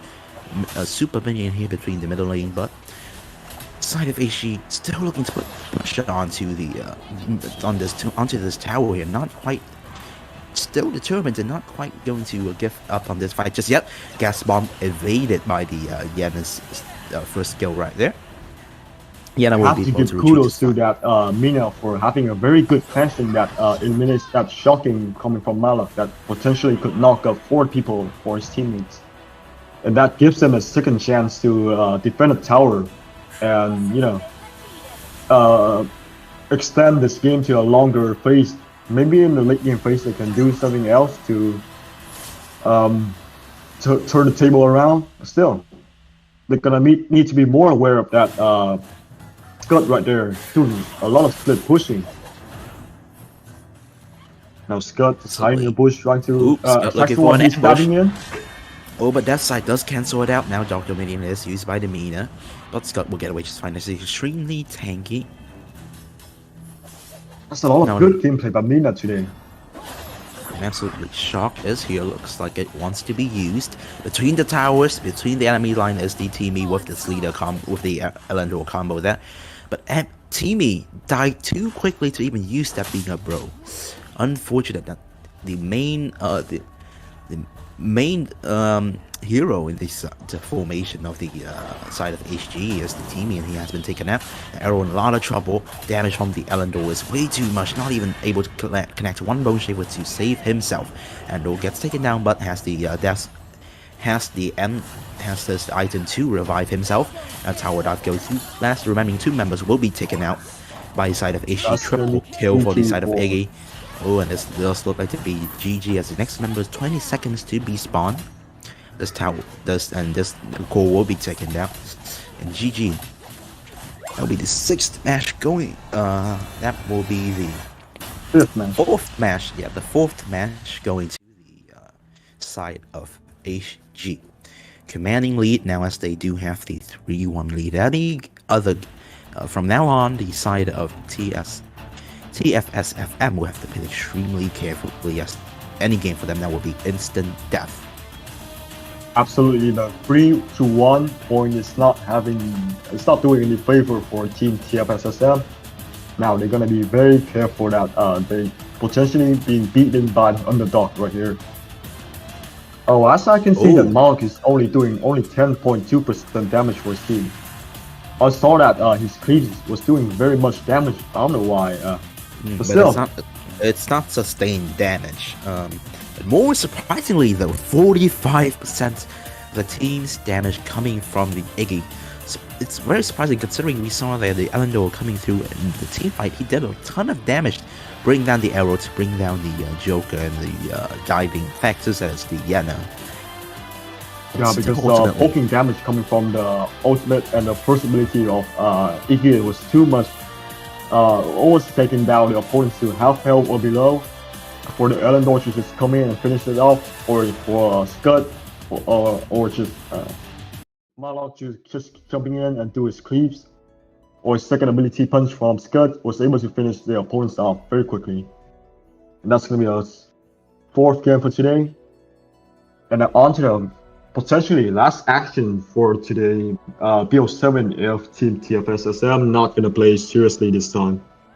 They're gonna need to reevaluate on the team fights, on the objective focus, and on the resources control if they want to stay further on this tournament. I think ultimately that game really came down onto that Elendor and Teamy combo, the Gold League, which is too much for the side of TSFFM to really do anything about it. I mean, around the 7 and 8 minute mark there, already an 8,000 gold lead. They had no chance to pull that game back together. However, I will say this: there were really just a lot of engagements they should not have taken. They should have just tried and defended, which they did a very good job with. They had the resources to do so with the Death Sight, with the Dark Dominion, and the Tower Disrupt. On Mina, Arrow, of course, with the Bone Shaver, along with the Azenka's Sand Wraith. They had all the resources to defend the towers when they needed to, but they exhausted their potential skills and abilities that they could have used to clear out minion waves and stop oncoming dives, tower dives. Instead, to try and catch them really just solo and unneeded, not really, not really needed kills for them. Like some kills on the team, some kills onto these gut, which they didn't need to do. They just need to defend the towers, wait out until the gold lead didn't really matter anymore, and then the arrow, along with the Azenka and the Mina, could really speak for them. Instead, they took way too much risk that they didn't need to, and ultimately the gold league was just too much for them to recover from, and that of course HG earned the side of Hengez has got the victory.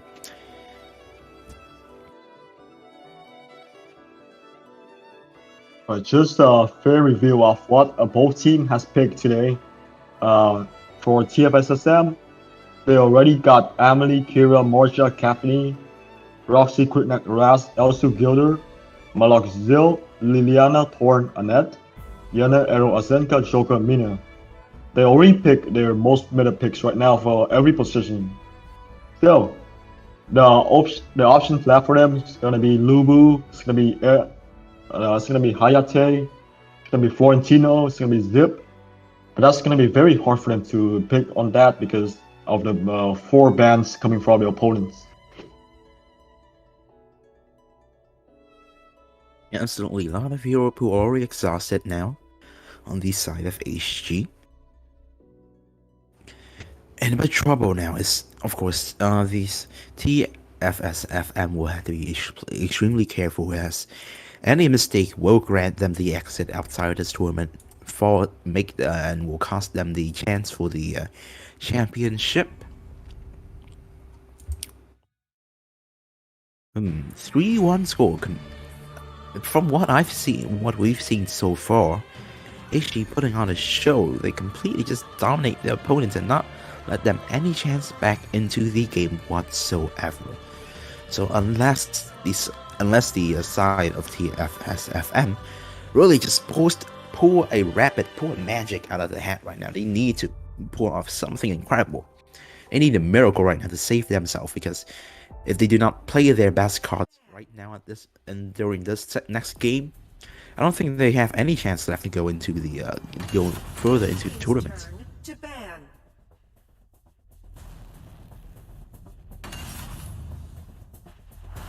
Blue team's turn to ban.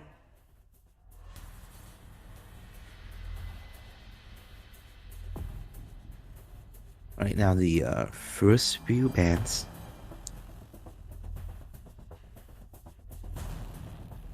Alright, just some adjustment here. We're gonna have a replacement. I'm gonna go out and leave my position to Yugi PK, who's gonna do the casting with Toka on the 5th game today of the BO7 between Team TFSSM and Team Hengez. Team's turn. Thank you, I'll see Cam. you guys later. Thanks, Cam. Well, hello guys. I'm Boogie PK. I'm back for this 5th game, if I'm correct, Toka? Yep, it is the 5th game between Hengez Scouts and tfsfm. Red team's turn. It's Now, it's 3-1 going to Yes, Team on Hengez as the, well, right? Yes. Yep, correct. HG now on match points and sudden death for the side of tfsfm. Well, last semifinals it was sudden death, but somehow they got pulled back to the 7th game. Yeah, completely. That was the game between AMK and DG, with DG pulled off a very good play to crawl it back onto the 7th match. However, unfortunately, AMK that closed out the comeback with a commanding win at the 7th match, granted them the spot onto the finals. Yes. But Well, looking at looking at their performance so far, I don't think HG has as much of a chance at TFSFM has as much of a chance as DG yesterday to pull off the comeback. So unless they do really just play their best game right now, I don't think they can really do anything against this momentum that HG currently possesses. You never know when your back is against the wall. Sometimes you make some brilliant plays happen. Going 4th though, these picks are really... Oh! I would love to see the Sinestra here. Closing out, not giving them a shot. But no, they're opting for the Fawn. A waste of the pick. We did miss a bit of the draft phase right there. That would be the Chi, Wonder Woman, and Hanya to picked up for the side of TFSFM. And on the other side, we have Annette, Yina, and Fawn gets picked up by Team Absolutely. Hengez God. Yeah, HG. Very powerful lineup here on the side of TFSFM. Completely, they're pulling off their best card now. The Chi and the Wonder Woman, extremely powerful warriors with the ability to dive and tank a lot of damage. And Hayate coming through with his Q9 Blitz will do a ton of damage as well. As Yes. response, they do pick into the Annette and the and then Annette with of course with her hurricane wall can just try and prevent any dive onto their backline. That would be the Thorn. Yes, and Fawn here harboring jungle talent. It'd be really surprising if we see a Fawn jungle here. Absolutely. That'll be quite an unconventional play if the Thorn does get played into the jungler position. That'll be the direct bans out on the side of HG and the Superman on the side of tfsfm. Very Superman of course is the meta ban, but Dirac though, quite interesting. Of course Dirac with his Ultimate Genesis Barrier can just prevent any dive coming through from the Chi and the Wonder Woman. Yes, one more thing we have to point out, this Dirac is banned really often by this team, Team Hengez here. They probably know something we don't about the players, or they just don't want to deal with this Dirac at all. Absolutely, Dirac can be a very annoying hero to deal with, especially in the hands of a good, experienced player with him. That ultimately, if played smartly, can evade a lot of damage, and with the Genesis Blast to deal a ton of damage if used correctly, if executed correctly. Yes. And the final two bans coming through on the mid lane as the Liliana and the Alistair. Yes, and a Crixie is getting covered. We haven't seen much Crixie this entire tournament. She's still a very solid mage, nonetheless. And a Crash here. If this Crash gets picked up, they wanna throw every card they have at the wall here and see which one sticks, basically. Iggy, Hayate, Wonder Woman, Chi, Crash, all tier 1 heroes.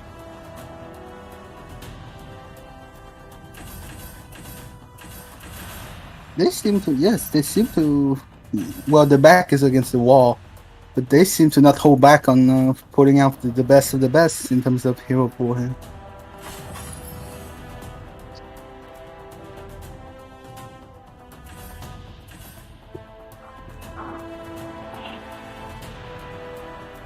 Red team's turn to pick. On the other side, we see picking up either a jungler here or maybe a solo laner.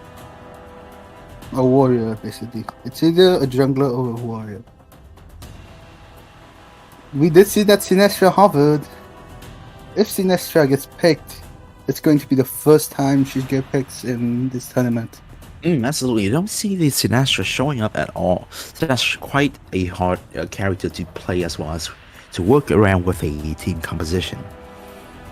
That will be the. Looks like they want to pick into their potentially a Dragon Lane position if this Thorn does get played into the jungle. The Chokner.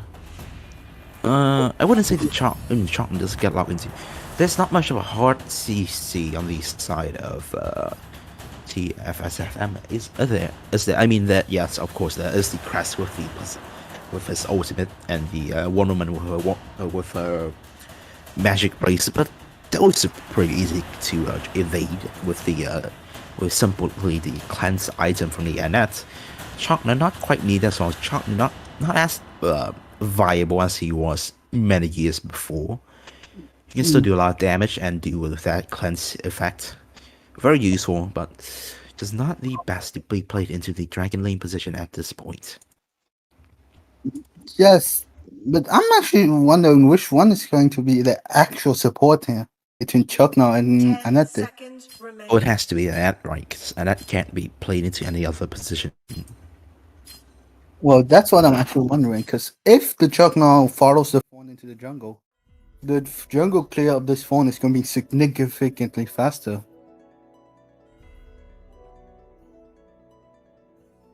And Crixie, but the Crixie can both Dragon and Solo Wave, pushing her to late game extremely quickly as well. Yeah, Crixie has to be played in the middle lane chop. Yeah, no, of course, has to be playing Darkslayer with a Thorn in jungle, the only position that leads the Nets into is the support position. I do expect it to be a roaming support for Thorn, not quite a standard Dragon Lane support as the Crest would be right now. Yes. And I'm surprised, and if they wanted to play this Fawn jungle, why wouldn't they pick up a Teamy to even push him even faster into the late game? I'm really wondering here with the Annette and Chuck now how this game's gonna turn out. Because honestly, if they really wanted to, they could still invade here against this Fawn jungle. Absolutely. With your comment, AG already played the team in the last game, the underwent teamy combo, if you do remember that. Now, you do have a bit of a skirmish up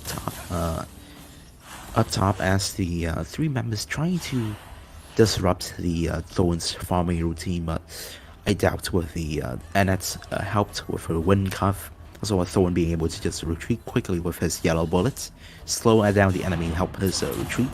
I don't think invading is a viable option. Ooh, Iggy does flick over the wall to save himself. Ornament level 3 not quite adequate to try and put pressure onto the enemy team. We'll go back. Yes. This is gonna be a slow start for both teams. Since Fawn needs to get not just his level 4, but his scorching wind is probably the minimum for him to start scaling. On the other side, they have a Hayate who enjoys to get also his free items. So. Both team composition favoring a late game, especially on their carrier as the Hayate and the Thorn.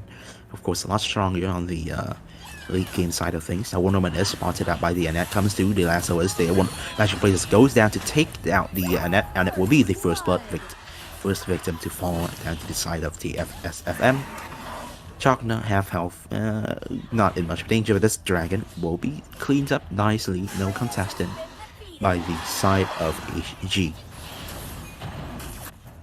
Yes, and I would say the Hayate and the Chi should swap lanes so they have an even more favorable matchup. If the Hayate goes against the Chukna, there's basically nothing the Chukna could do. Here she has advantage on the Chi here.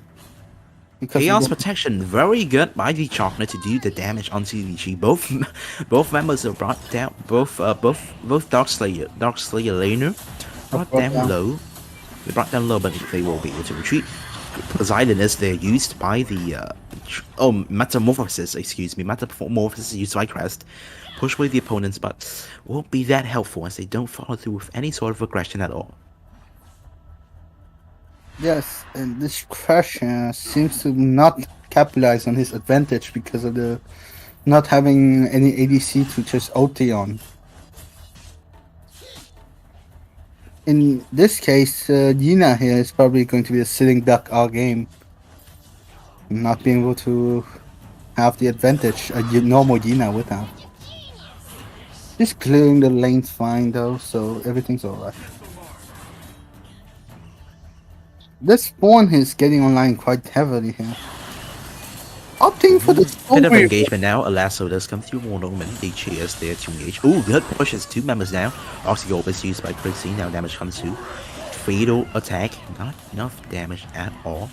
The Crest Metamorphosis as it cancels out. Magic plays it onto the Yana brought down low, but we'll be able to escape just fine.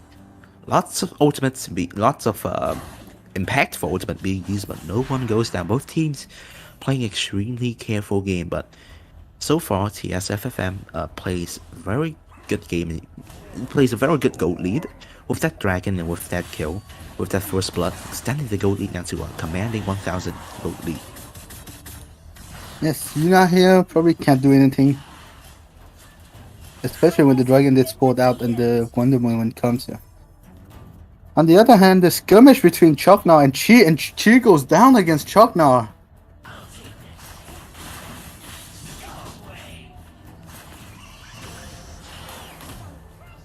Mr. Chi unfortunately did go down to the Choknar, looking to to have a short dominance over the Chi with his chaos protection and with his constant damage coming through from the shockwave. Chi is having a very good hard time up top. Metamorphosis along with the Ember's Gaze and the Magic Blazer with the Kunai Blitz. 4-chain ultimate combo takes down two members in the blink of an eye. Annette and Thorn had to go down. No chance of resistance at all. no time to react to that at all, with the Magic Blazers just stunning them, and the damage came through so quickly. Yes, and as we spoke before, that Team tfsfm has their back against the wall, and here they are really showing up. Missile League bringing out their best cards now. Extremely powerful lineup. The ultimates are so impactful. Of course, the Wonder Woman's Magic bracelet and the Crest Metamorphosis is doing so much CC, and starts out the initiative and engaged into the team fight. Follows through with damage. Kunai Blitz and the Ember's Gifts of Iggy can just mop up everything.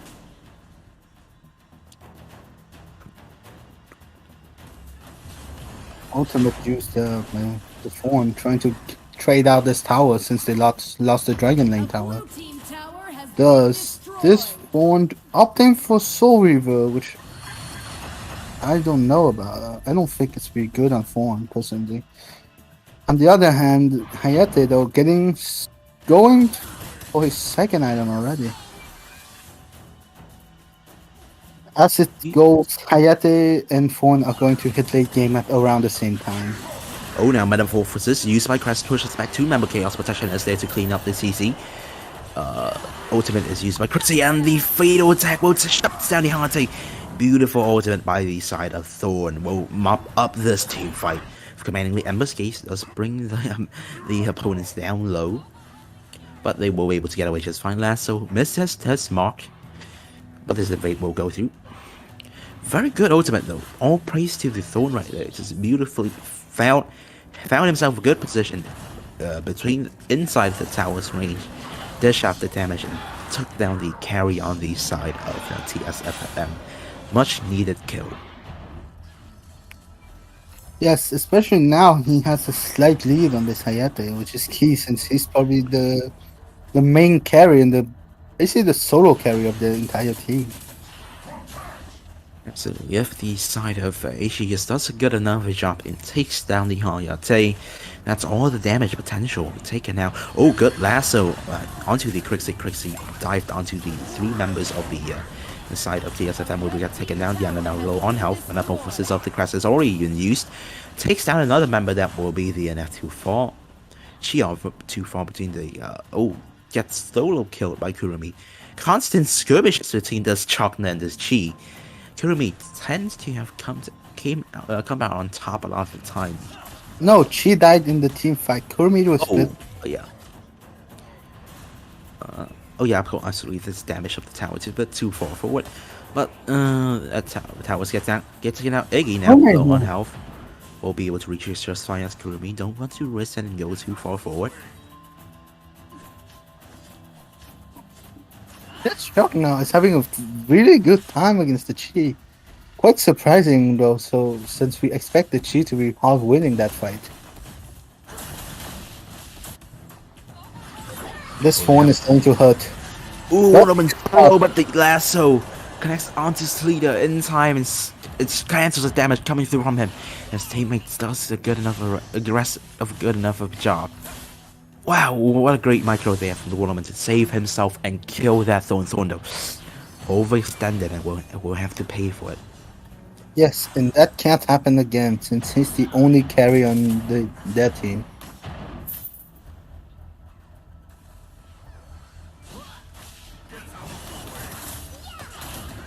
A counter invade coming out here, but the Sage Golem seems to have been pulled out, so he's gonna go back in here.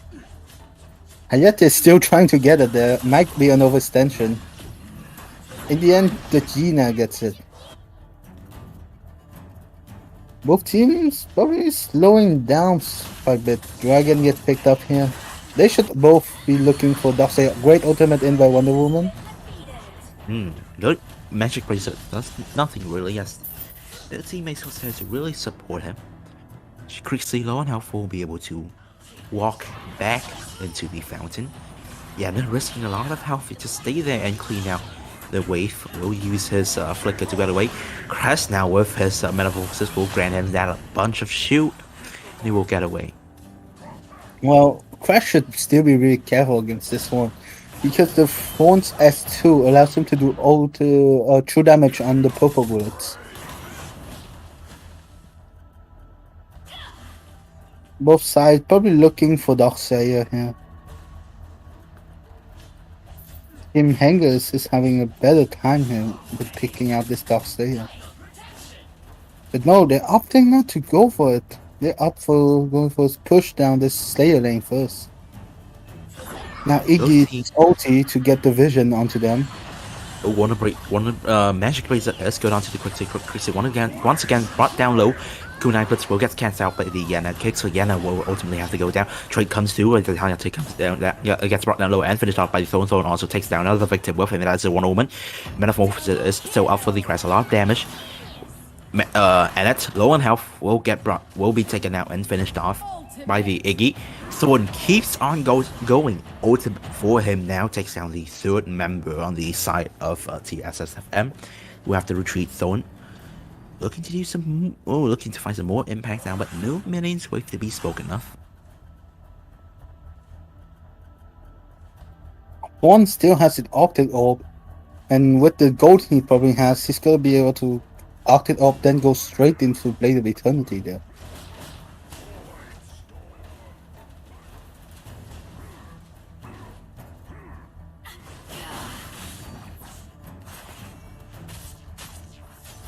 Wonder Woman here not having much impact in this game, playing 4 damage, but opting to probably just getting assists here.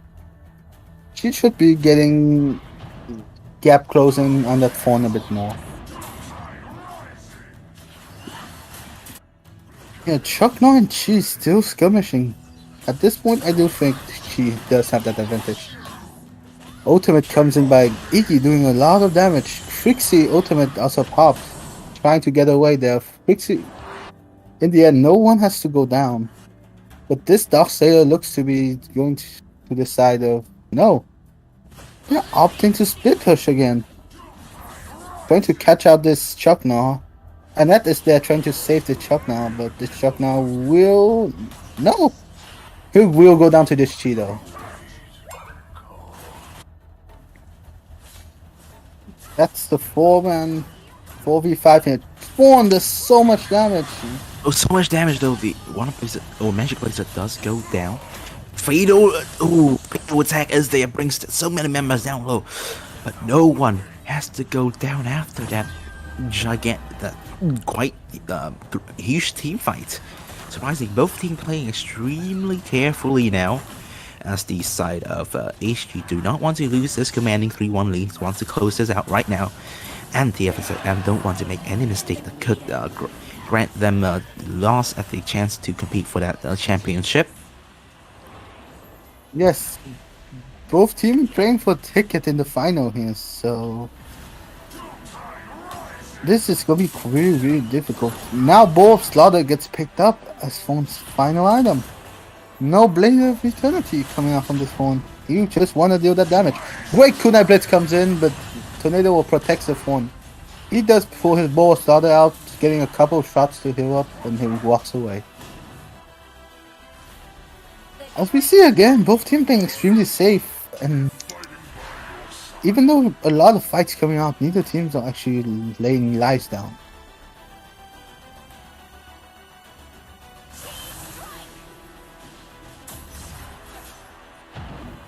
The push coming from the Xena, and the Dragon does get summoned here again in the mid lane. Probably won't have much impact. Here, Wonder Woman trying to kill the Xena, can't. Nope, Yana does get that tower down. Drake will potentially take out this middle lane tower. Hante is trying to contest. Huge amount of damage coming from the Thorn bursts the Hante down low. And Chotna will go through with the Chaos Protection and the Shockwave. Hurricane won't even pushing that one member back and finishes them off. Another one to cancel out the chain. She will be getting that Magic Razor. Does absolutely nothing. Even goes forward and he will pay for that. Only the Hanyate and the Iggy left in this. Fatal attack used to clear out the mining wave. The tower will be down low. Oh, Thorn between the towers, but the enemy's line will take down the Iggy. And the Hanyate just not enough damage, not enough tankiness to withstand the damage from the Chi and the Yana and the Chokna. And this looks like to be GG. Ladies and gentlemen, we have our next contestant. Yes, we have locked in. We have the next team will be in the grand final of the EU Summer League. That will be HG. So this EU Summer League's grand finale will be between Hengez God And Team AMK. Yes, and Team AMK. So unfortunate for side of TSFM. They played a very good game so far, but kept letting advantages slip away from their hands and ultimately cost them the victory. And they will go down to the lower bracket and they will be playing in the third place match. Unfortunately. Yes, well, we will have a very exciting third place match on the 2nd of August, if I'm correct. And the 5th of August is going to be the grand finals between Team Hengez God and Team AMK. We would like to thank our sponsors here for providing us the ability to create this great tournament. Teamy, Provo, and AoV with the 150 euros in cash and the 100k vouchers. We would like to thank Shadow and his team for making this tournament possible as well. We would still like to look at this slight advantage coming out from both teams, but overall the Thorn carried the game as the jungler. This patch, Thorn gets his damage back with 40% damage here onto the Thorn. Iggy, 36%, just couldn't carry. Absolutely. Thorn doing a ton of damage there, especially in the late game. We just blasted his way through the enemy team and granted his team the victory. Most team damage, 40% of the team's damage done by Thorn. I think again, as just like the game before, when it was played on the side of HG, 35% of the team's damage. Hayate did not really show up when it mattered. Yes, of course, he did the damage in the early game or in some skirmishes, especially that one in the middle lane where he took down 2 members extremely quickly. Despite having such great cards, the TSFSM did really just weren't able to capitalize on the advantages they gained. Therefore, they had the early game goat lead, but they just couldn't use it to the effectiveness that they would have wanted. Ultimately, HG played a better overall game and gained advantage, played their cards correctly, pushed the lane up, dropped the rate, made very good use of the Drake, and of course, yeah, they just slipped up a bunch of kills as both of the kills are quite equal in terms of the kill score, but the towers though, just no chance for TSFM to really come back at all once that Thorn just started to get rolling along with the Crixie damages too much. So actually, we have to talk about this Chopner pick. We came into this thinking, okay, the Chopner, kind of meh, second tier, third tier pick. And then really just starting to show up, just consistently dominate the Chi on the Dark Slayer lane, and he could just use his ultimate, the Chaos Protection, along with damage, constant damage of the Shockwave, to find so much kills and so much impact, especially towards that late game when he was needed the most, along with Thorn. Yes, and we could see that the choices of Slayer laner and basically the choices of matchup really did matter this game. Having the Chugnaut go against the Jhin winning and having the Yina not losing badly to the Hayate made this game possible. Because they had to capitalize on having the opponent having a Thorn jungle.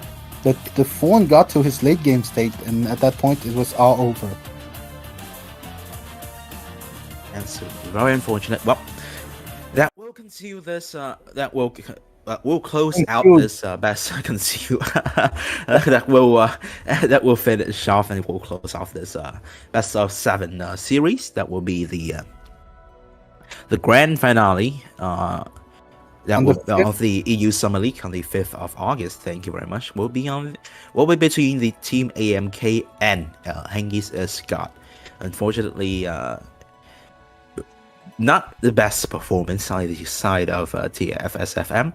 They will fall down to the lower bracket, where they will face off in the third place match, which will take place on the 2nd of August. That will be between TFSFM and DG and Deferinga. Yes. Well, that will be the end of today's second semifinals day, as we lock into our contestant for the final and the third place. Well, thank you very much to all of our viewers who came here to watch, and we hope to see you again soon on the third place match, the grand finale of the EU Summer League. Once again, we want to extend our thanks to our sponsors for providing us the amazing prize pool that is Trovo, Teamy, and the team behind the Arena of Valor. Once again, thank you everyone for coming to watch, and we will see you very soon. Third place match on the 2nd of August. Don't miss it out. Yes. Very exciting. Yes. I'm Yugi PK, and with Tolka, we're gonna give our goodbyes here.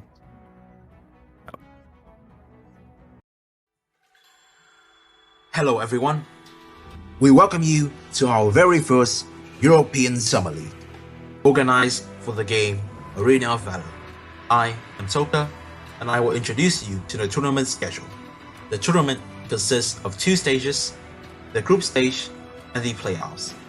The group stage will take place on the 90th, 20th, 23rd, and 24th of July. The quarterfinals on the 26th and 27th of July. The semifinals will happen on the 29th and the 30th of July. The match for the third place will happen on the 2nd of August. The grand final will take place on the 5th of August. Let us now take a closer look. The group stage consists of 8 groups, each with 4 teams. Every group will have its own time slot. On every group stage day, 2 groups will play. The tournament time zone is the Central European Summer Time, UTC +2. Group A plays on day 1 in the morning, while Group B plays in the evening. Each group plays according to the following schedule.